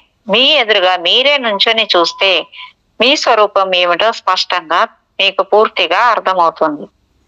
మిమ్మల్ని మీరు తనివి తీరా చూసుకున్నాక పరీక్షించుకున్నాక మీరు మీ గదిలో అటు ఇటు కదలడం ప్రాక్టీస్ చెయ్యాలి. మీ బీరువా లోపలికి పెద్ద పెట్టె లోపలికో సులభంగా మీరు దూరి వెళ్ళిపోయి చూడవచ్చు. ఇంటిపై కప్పును ఏ ఇంటి భాగాలను మీరు మామూలుగా చూడటం కష్టమో ఆ భాగాలను మీరు సూక్ష్మ రూపంతో సులువుగా శోధించవచ్చు. మీరు పరిశీలించే మూల ప్రాంతాల్లో మీకు దట్టంగా పూత పోయబడి ఉన్న దుమ్మే కనిపించకపోవచ్చు అనుకోండి. ఆ దుమ్ము కూడా మీకు ప్రయోగానికి పనికి వస్తుంది. ఆ దుమ్ము మీద మీ వేలిముద్రలు పడేలా చేసి చూడండి. మీరు ఆ పనిని చెయ్యలేరు. మీ వ్రేలుతో పాటు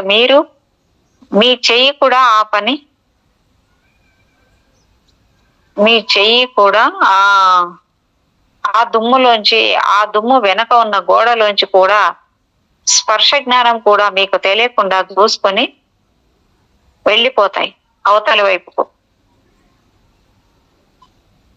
మీ ఇష్ట ప్రకారము మీకు ఎలా కావలిస్తే అలాగా కదిలే శక్తిని కలిగి ఉన్నారని మీకు అర్థమైన తర్వాత మీ సూక్ష్మ దేహానికి భౌతిక దేహానికి మధ్య ఏముందో పరిశీలించండి. సిల్వర్ కార్డ్ ఎలా మెరుస్తూ కనిపిస్తుందో చూసారా?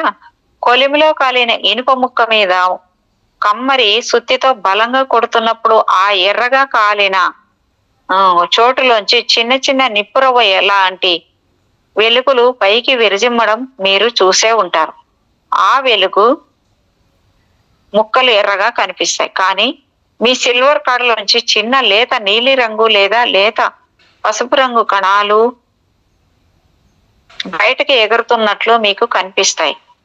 భౌతిక దేహం నుంచి దూరంగా జరగండి. మీ సిల్వర్ కార్డు ఏ మాత్రము కూడా తగ్గదు. మళ్ళీ మీ భౌతిక దేహం వంక ఓసారి చూసుకొని మీరు ఎక్కడికి వెళ్ళాలనుకుంటున్నారో అక్కడికి వెళ్ళండి. మీరు ఎవరి వద్దకు వెళ్ళాలని అనుకున్నారో ఆ స్థలాన్ని ఊహించుకోండి చాలు. మీ ఇంటి కప్పులోంచి బయటికి వచ్చేస్తారు. క్రింది మీ ఇల్లు మీ వీధి కనిపిస్తుంటాయి. తర్వాత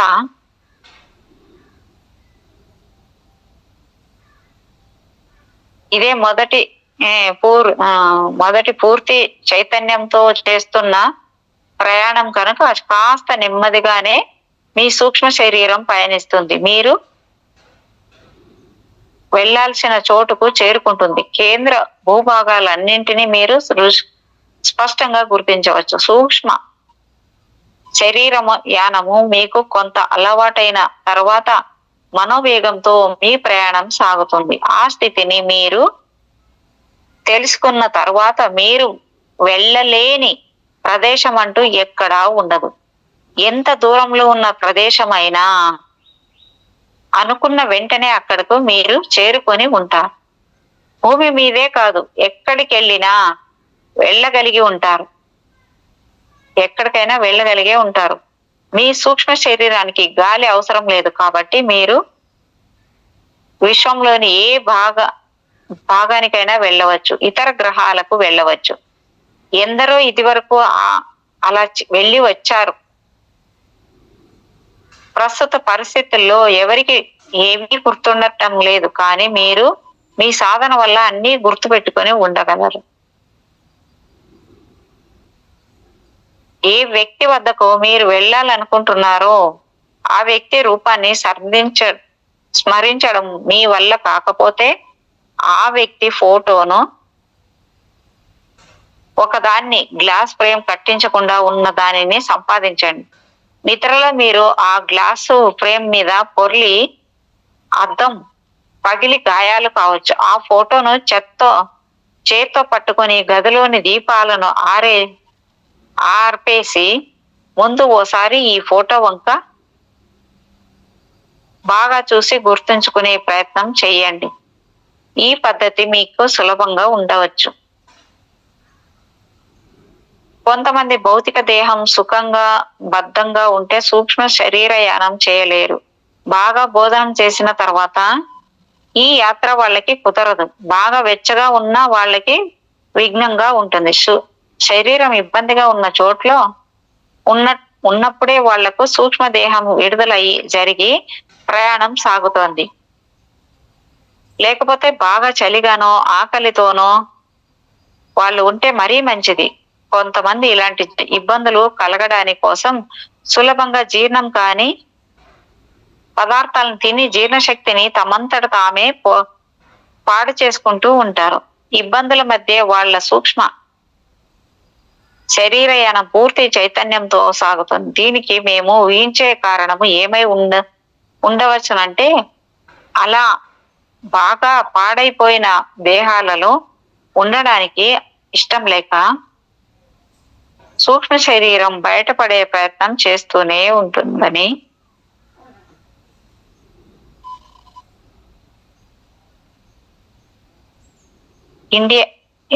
టిబెట్లోను ఇండియాలోను కొంతమంది సన్యాసులు యోగులు సూర్యకాంతి పడని చోటల్లో మగ్గుతూ ఉంటారు. వీళ్ళకి భోజనాలు కూడా 3 రోజులకి బహుశా ఒకసారి మాత్రమే లభ్యమవుతూ ఉంటాయి. ఆ తిండి కూడా శరీరంలో కేవలం ప్రాణాన్ని నిలబెట్టి ఉంచేందుకు మాత్రం సరిపోయేలా ఉంటుంది. ఈ మాత్రపు తిండి వల్ల వాళ్ళ ప్రాణాలు మినుకుమంటూ వాళ్ళ శరీరాలను పట్టుకొని వేళ్ళాడుతూ ఉంటాయి.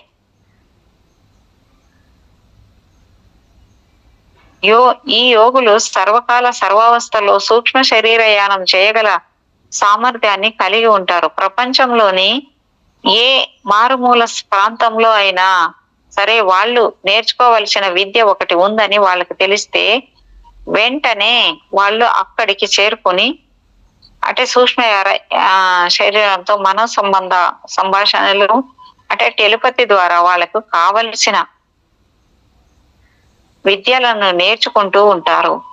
లోకంలో వాళ్ళకి ఉనికి వల్ల ఏ మాత్రము మేలు కలిగే అవకాశము ఉంటుందని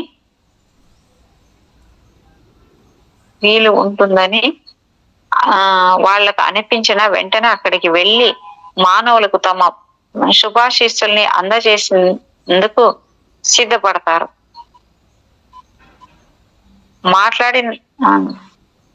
మీ సూక్ష్మ శరీర యానాల్లో మీ అదృష్టం కొద్దీ ఇలాంటి మహనీయులు కొందరు మీకు దర్శనమియ్యవచ్చు. మీతో మీరు మాట్లాడి తగిన సలహాలు ఇచ్చి మీ అభివృద్ధిలోకి తగిన సహాయం చేసే పద్ధతిలో ఈ యోగదారులు ఉంటారు. వాళ్ళ ఆ చేతుల్లో పడడం మీ సుకృతంగా భావించవచ్చు. ఈ పాఠాన్ని మళ్ళీ మళ్ళీ చదవండి. అభ్యాసం, విశ్వాసం ఈ రెండింటి వల్లనే మీకు సూక్ష్మ శరీరయానం సుసాధ్యం అనే మాటను మళ్ళీ మీకు గుర్తు చేస్తున్నాం. 12వ అధ్యాయం మేడం. ఇక్కడ రిలాక్స్ అవ్వడం ఎలా అనే చాప్టర్ పేరు.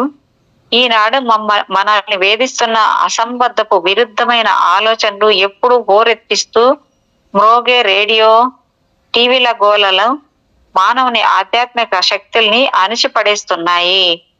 రిలాక్స్ అవ్వడం అంటే మీ శరీరం పూర్తిగా సడలిపోయి ఉండగలగాలి. శరీరంలోని ఏ కండరంలోనూ ఏ మాత్రం టెన్షన్స్ ఉండకూడదు.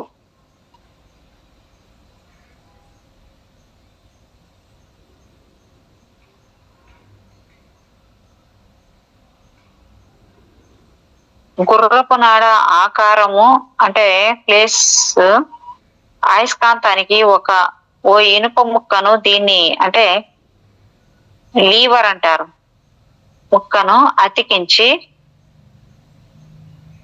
ఉంచేస్తారు. అయస్కాంతం శక్తి వృధాగా బయటకు పోకుండా ఈ కీపర్ వలయాకారంగా అయస్కాంత శక్తిని తిప్పుతూ కాపాడుతుంది.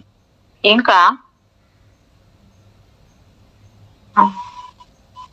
వలయాకారంగా కూర్చున్న మీరు అందరూ సుమారు ఈ వృత్తం మధ్య భాగంలో స్థలాన్ని వీక్షిస్తూ కొద్దిగా తల వంచి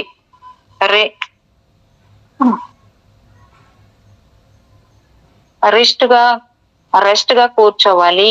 ఏ మాటలు మాట్లాడకూడదు. మాట్లాడకుండా ఉండటం మరవకండి. ఏ విషయం గురించి మీరు ఆలోచించవలసి ఉందో ఆ విషయం గురించి ముందే మీరు మాట్లాడేసుకుని ఉన్నారు కనుక ఆ ప్రయత్నము మళ్ళీ ఇంకొకసారి ఇప్పుడు చెయ్యడం అనవసరం. కొన్ని నిమిషాలు అలాగే కూర్చోండి. కొంత సమయానికి మీ అందరిలోనూ ఒక గొప్ప శాంతి నెలకొని స్థిరం కావడాన్ని మీరు గమనిస్తారు. మీ అందరి అంతరంగాలలోనూ ఓ కాంతి వరద వెల్లువై పొంగడాన్ని మీరు అందరూ గమనించవచ్చు. విశ్వంలో మీరు ఒకరైపోతారు. మనకున్న వాగుడు ఎక్కువ చప్పుడు చేసే ప్రయత్నాల లాగా మన మనస్సంతా అర్థం పర్థం లేని ఆలోచనల గోలతో నిండి ఉంటుంది. మనం పూర్తిగా రిలాక్స్ కాగలిగి ఏకాంతంలో ఉంటూ అందరిలో ఉన్నప్పుడు తక్కువగా మాట్లాడటం అలవాటు చేసుకుంటే మన ఆత్మలను ఉద్ధరిస్తూ ఉన్నతమైన ఆలోచనలు మనల్ని ఆవరిస్తాయి.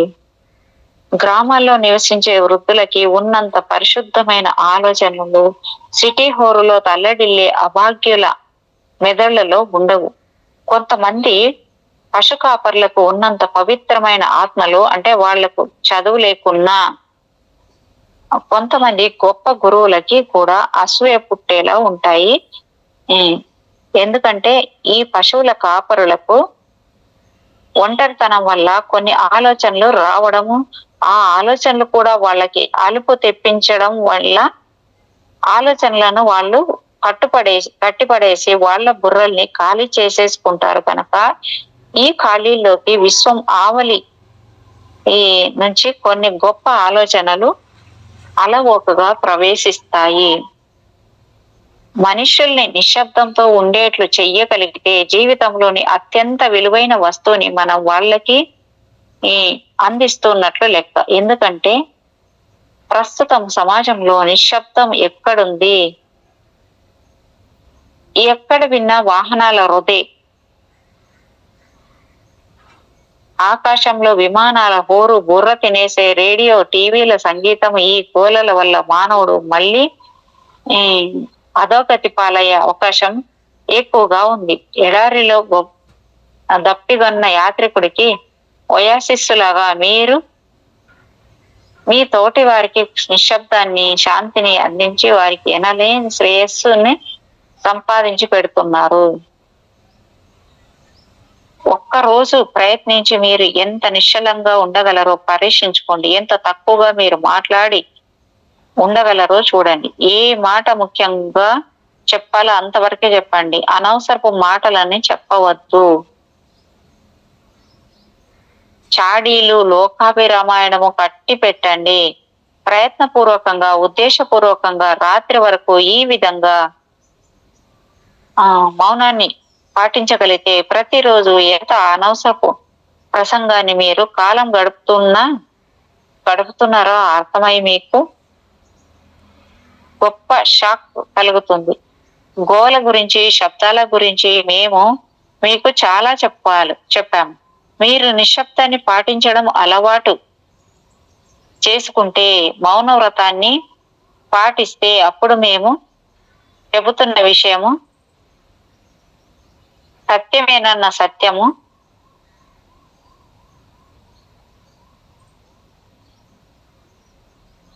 రుజువవుతుంది. అనేక మతాలు అనేక విధాలుగా మౌనాన్ని ప్రబోధిస్తున్నాయి. అనేక మంది సన్యాసులు నన్ను మౌనాన్ని పాటించాల్సి వస్తుంది. ఇట్లా మౌనాన్ని విధించడం ఓ శిష్యలాగా మాత్రం కాదు, మౌనంలోంచి అవతలి సత్యాలు వినిపిస్తాయి. అందుకు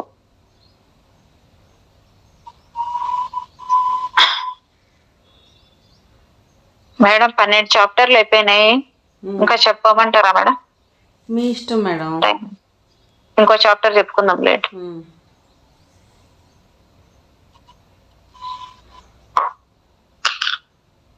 13వ చాప్టరు భూమి ఒక అద్భుత పాఠశాల. ఓ మనిషి, ఓ వ్యక్తి భూమి మీద తన తనువు చాలించి సూక్ష్మ లోకంలోని తన పూర్ణాత్మలోకి చేరుకున్నాడు. తను చేసిన మంచి చెడులను నిశిత దృష్టితో బేరీజులు వేసుకున్నాడు.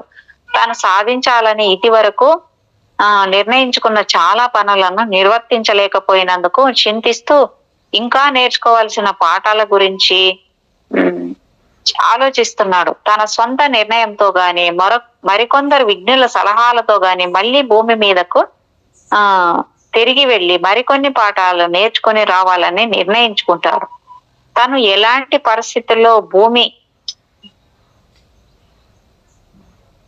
మీద నివసించాల్సి ఉంటుందో అలాంటి పరిస్థితులను కల్పించగల స్తోమత ఏ తల్లిదండ్రుల వద్ద తమకు లభిస్తుందో పరిశీలనాత్మక నిశ్చయించుకుంటాడు. డబ్బును బాగా ఎలా ఖర్చు చేయాలో తెలుసుకోవాల్సి ఉన్నప్పుడు బాగా సంపన్నులైన తల్లిదండ్రులకి జన్మించాల్సి ఉంటుంది. అత్యంత హీన స్థితి నుంచి పైకి సంస్కరించుకొని రాగలిగిన జన్మను ప్రకటిస్తూ ఉండవలసిన పరిస్థితుల్లో దరిద్రాన్ని అనుభవిస్తున్న తల్లిదండ్రులకు జన్మించవలసి ఉంటుంది. అంగవైకల్యంతోనో పుట్టి గ్రుడ్డిగానో కూడా జన్మించవలసి రావచ్చు. నేర్చుకోవలసిన విషయాలను బట్టి ఓ మనిషి భూమి మీద జన్మించడానికి ముందుగా కొద్ది నెలల ముందుగానే ఆ లోకంలో ఏదో ఒక చోట ఓ సభ ఏర్పాటవుతుంది. దేహాన్ని ధరించాలని అనుకుంటున్న జీవులు అక్కడ అందరి సలహాలను స్వీకరిస్తారు. ఏ పాఠాలను ఎలా నేర్చుకోవాలో నిర్ణయించుకుంటే భూమి మీద ఉపాధ్యాయులకు తమ విద్యార్థులకు తగిన సలహాలు ఏ విధంగా ఇస్తుంటారో ఈ లోకంలో కూడా అలాంటి హితవు చెప్పే పెద్దలు ఉంటారు. ఈ జీవుడు భూమి మీద ఏ భార్యాభర్తలకు కొడుకుగానో కుమార్తెగానో జన్మించాలనే కాకపోతే ఆ జీవి జన్మకు తగినట్టు ఎవరికో అక్రమ సంతానంగా పెళ్లి కాని స్త్రీ జన్మించాల్సి ఉంటుంది. నిర్ణయించబడవచ్చు. ఏం నేర్చుకోవాలో ఏ కష్టాలు పడాలో ముందుగా నిర్ణయం జరుగుతుంది. సుఖం నుంచి కాక కష్టాల వల్లే మనము ఎక్కువ గుణపాఠాన్ని నేర్చుకోవాల్సి రావడం మన దురదృష్టం. ఐహికంగా తక్కువ స్థాయిలో ఉన్న వ్యక్తి ఆధ్యాత్మికంగా బీదవాడు కాకపోవచ్చు అనే సత్యాన్ని మనము ఇక్కడ స్పష్టంగా గుర్తించవచ్చు.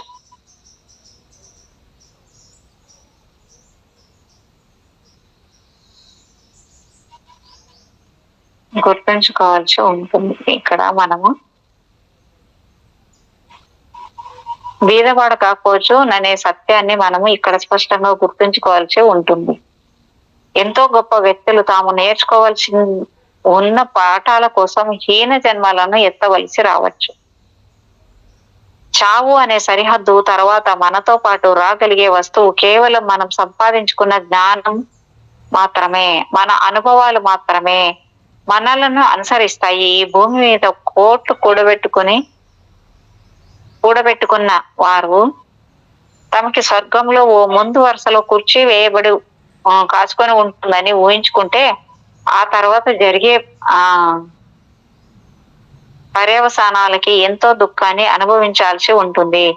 ధనం, సంఘంలో పదవి మన జాతి లేక వర్ణపు లేక కులపు గొప్పదనం కానీ మన శరీరపు రంగు కానీ అసలు లెక్కలోకి రావు. ఆధ్యాత్మికంగా సంపాదించుకున్న విద్య ఒక్కటే గుర్తింపబడుతుంది. తగిన తల్లిదండ్రుల నిర్ణయము జరిగిన తర్వాత తగిన సమయంలో జీవాత్మ ఇంకా నిర్మాణ దశలో ఉన్న ఇంకా ప్రాణం పోసుకొని ఓ పసికందులోకి ప్రవేశించడం జరుగుతుంది. అలా ప్రవేశింపగానే గత జన్మ స్మృతులు క్షణంలో తుడిచిపెట్టుకుపోతాయి. క్రితం జన్మలో విషయాలు గుర్తుకు వస్తే దుర్భరమైన వేదన కలగవచ్చు. తాను గత జన్మలో ఒక గొప్ప రాజునని బిడ్డకు గుర్తు ఉంటే ఆ జీవితం ఎంత దుర్భరంగా ఉంటుందో, అంటే గత జన్మలో ఒక గొప్ప రాజునని బిడ్డకు గుర్తు ఉంటే ఆ జీవితం ఎంత దుర్భరంగా ఉంటుందో ఊహించండి. ఇప్పటి దరిద్ర జన్మ ఎత్తినందుకు ఈ మతిమరుపును ఓ గొప్ప వరంగా ప్రకృతి మన మీద చూపుతున్న అపార కరుణకు ఉదాహరణగా అనుకోవచ్చు. ప్రస్తుత జన్మ పూర్తయిన తర్వాత మళ్ళీ అన్ని విషయాలు సంపూర్ణంగా గుర్తుకు వచ్చేస్తాయి. చాలా మంది తల్లిదండ్రులను గౌరవించండి అనే సూక్తిని పవిత్రంగా గుర్తించి తదనుగుణంగా ప్రవర్తిస్తూ ఉంటారు. ఈ విషయం ఎంతో అభినందనీయమైనదే, కానీ ఇహలోకాన్ని విడిచిపెట్టి వెళ్ళిపోయిన అనేకులకు మళ్ళీ ఎప్పటికీ తమ తల్లిదండ్రులను కనిపించరు. మేము ఖచ్చితంగా చెప్పే మాట ఏమిటంటే అందరూ తమ తల్లిదండ్రులను గౌరవించాలనే, కానీ ఆ గౌరవము పొందడానికి ఆ తల్లిదండ్రులకు నిజమైన అర్హత ఉంటేనే పిల్లలు వాళ్ళని గౌరవించాలి అని తల్లిదండ్రులు నిరంకుశంగా ఉండి ప్రతి విషయానికి పిల్లల మీద విరుచుకుపడుతూ వాళ్ళ మీద కారుణ్యాన్ని చూపించకపోతే వాళ్ళ నుంచి గౌరవాన్ని పొందే అర్హతను వాళ్ళు పోగొట్టుకున్నట్టే. అట్లాంటి తల్లిదండ్రులను మూర్ఖంగా కొందరు పిల్లలు బానిసల్లాగా గౌరవించడం నిజంగా అనవసరం. ఇలాంటి పిల్లలకు కొందరికి పెళ్లిళ్ళు జరిగి సుమారు ఓ సగం శతాబ్దం పాటు వాళ్ళు జీవించి ఉన్న తమ తల్లిదండ్రులంటే భయంతో వణికిపోతూ కనిపిస్తారు. ఇలాంటి వాళ్ళు మానసికంగా ఎంతో దురవస్థలోకి చేరుకుంటారు. తల్లిదండ్రుల మీద వాళ్లకు ఉండాల్సిన ప్రేమానురాగాలు మాయమై భయమో అమిత క్రోధమో వాళ్ళల్లో జీర్ణించుకుపోయి ఉంటుంది. తల్లిదండ్రుల్ని గౌరవించండి అనే మాట వీళ్ళకి వినిపించినప్పుడల్లా వీళ్ళు తమ తల్లిదండ్రులను సరిగ్గా చూసుకోలేదేమోననే అనుమానంతో ఎంతో కృంగిపోతూ ఉంటారు. ఇలాంటి వాళ్లకు మేము చెప్పేది ఏమిటంటే ఆ తల్లిదండ్రుల వద్ద సంతోషాన్ని వాళ్ళు దేహాంతర ప్రాప్తి మీరు ఎప్పుడూ కలుసుకోలేరు. తాము విడిపోతే లోకులు ఏమంటారోననే భయంతో కట్టుబడి ఉన్న బలవంతపు భార్యాభర్తలు ఇహలోకంలో మరణించిన తర్వాత పరలోకంలో ఎప్పటికీ కలుసుకోలేరు. అమ్మయ్య, ఇది భలే ఉందబ్బా. అతడు లేక ఆమెను లేక మీరు తన స్వభావాన్ని చెప్పాల్సి పూర్తిగా మార్చుకుంటే తప్ప మీరు మీ తల్లిదండ్రులతో సఖ్యంగా ఉండలేకపోతే, వాళ్లతో సంతోషం పంచుకోలేకపోతే, ఒకరితో మరొకరు ఇమ్మడలేకపోతే తర్వాత ఏ లోకంలోనూ మీరు పరస్పరం కలుసుకోలేరు. బంధువులకు, భార్య భర్తలకు అది కూడా ఈ సూత్రం కాదు మేడం, కాదు అమ్మయ్య అనకండి. అది కూడా ఇప్పుడు సపోజ్ మనం ఇద్దరు ఉన్నాం మేడం, మీకు ఇష్టం లేనంత మాత్రాన్ని సరిపోతుంది, నాకు కూడా ఇష్టం లేకుండా ఉండాలన్నమాట. కొంతవరకు ఆ 2 సైడ్లు లేకుండా ఉంటేనే అవుతుంది. కొంచెం ఉంటుంది మేడం, 2 సైడ్ల ఉండాలి. ఏ భావం అయినా ఒక సైడ్ ఉన్నా కూడా లాగబడుతుంది. ప్రయత్నంతోనే కట్ చేసుకోవాలి, ప్రయత్నం లేకుండా ఏదే జరగదు. ఇమడలేకపోతే తర్వాత ఏ లోకంలోనూ మీరు పరస్పరం కలుసుకోలేరు. బంధువులకు, భార్య భర్తలకు కూడా ఈ సూత్రం వర్తిస్తుంది. పరస్పరం ఒద్దిక, శృతి కలిగి ఉన్నప్పుడే ఇద్దరు కలిసి సహజీవనం చేయగలరు. జీవుడు శరీరాన్ని ధరించడానికి ఇది ఓ కారణం. పరస్పర విరుద్ధమైన ఆలోచనతో కూడిన 2 శరీరాలు ఒకదానికి మరొకటి దగ్గరై పడే ఘర్షణ ద్వారా వారిలోని ఎత్తుపల్లాలు చాలా వరకు సమతుల్యం చెందగలుగుతాయి. పరస్పర అవగాహన పెంపొందుతుంది. మీ తల్లిదండ్రులతో, మీ సహచరితో, మీ బంధువులతో మీకున్న సంబంధాన్ని గురించి ఆలోచించండి. మీరు అందరితో సఖ్యంగా ఉంటున్నారా? నిజమేనా? లేక విడిపోయి ఉంటున్నారా? వీళ్ళలో ఎవరితోనైనా జీవితాంతం వరకు కలిసి జీవించగలగడం మీకు సాధ్యమేనా? పరలోకంలో మీరు వారి అనుమతి పొందిన తర్వాతే మీ తల్లిదండ్రులుగా ఉండడానికి సమ్మతించిన ఆ వ్యక్తులు కేవలం మీ అభివృద్ధిని గమనించడానికి, పరిశీలించడానికి, దోహదం చేయడానికి భూమి మీద ఉన్నారు. నీతి శాస్త్రం బోధిస్తూ ఉంది కాబట్టి తల్లిదండ్రులను గౌరవించాలి, ప్రేమించాలి అనే పద్ధతిలో కాకుండా నిజంగా వాళ్ళను ప్రేమిస్తూ ఉన్నట్టయితే అలాంటి వ్యక్తులకు ప్రేమ పాత్రులైన ఆ తల్లిదండ్రులు వాళ్లకు పరలోకంలో కూడా తప్పక కనిపించి తీరుతారు. భూమి మీద మనం కల్పించుకున్న పరిస్థితులు పరలోకంలోనూ మనకు సాక్షాత్కరిస్తాయి. అద్భుతంగా ఉంది మేడం సబ్జెక్ట్ మాత్రం. బాబా తెలుసుకోవాల్సింది కూడా ఇదంతా నిజమే. ఇవన్నీ తెలియదు కదా మేడం, ఈ జ్ఞానం ఎంత ఉంది చూడండి. 13 చాప్టర్లు అయిపోయినాయి మేడం. 14వ చాప్టర్ రేపు చేసుకుందామా మేడం? అట్లే మేడం, అలాగే. Thank you madam. Thank you madam. Thank you so much madam.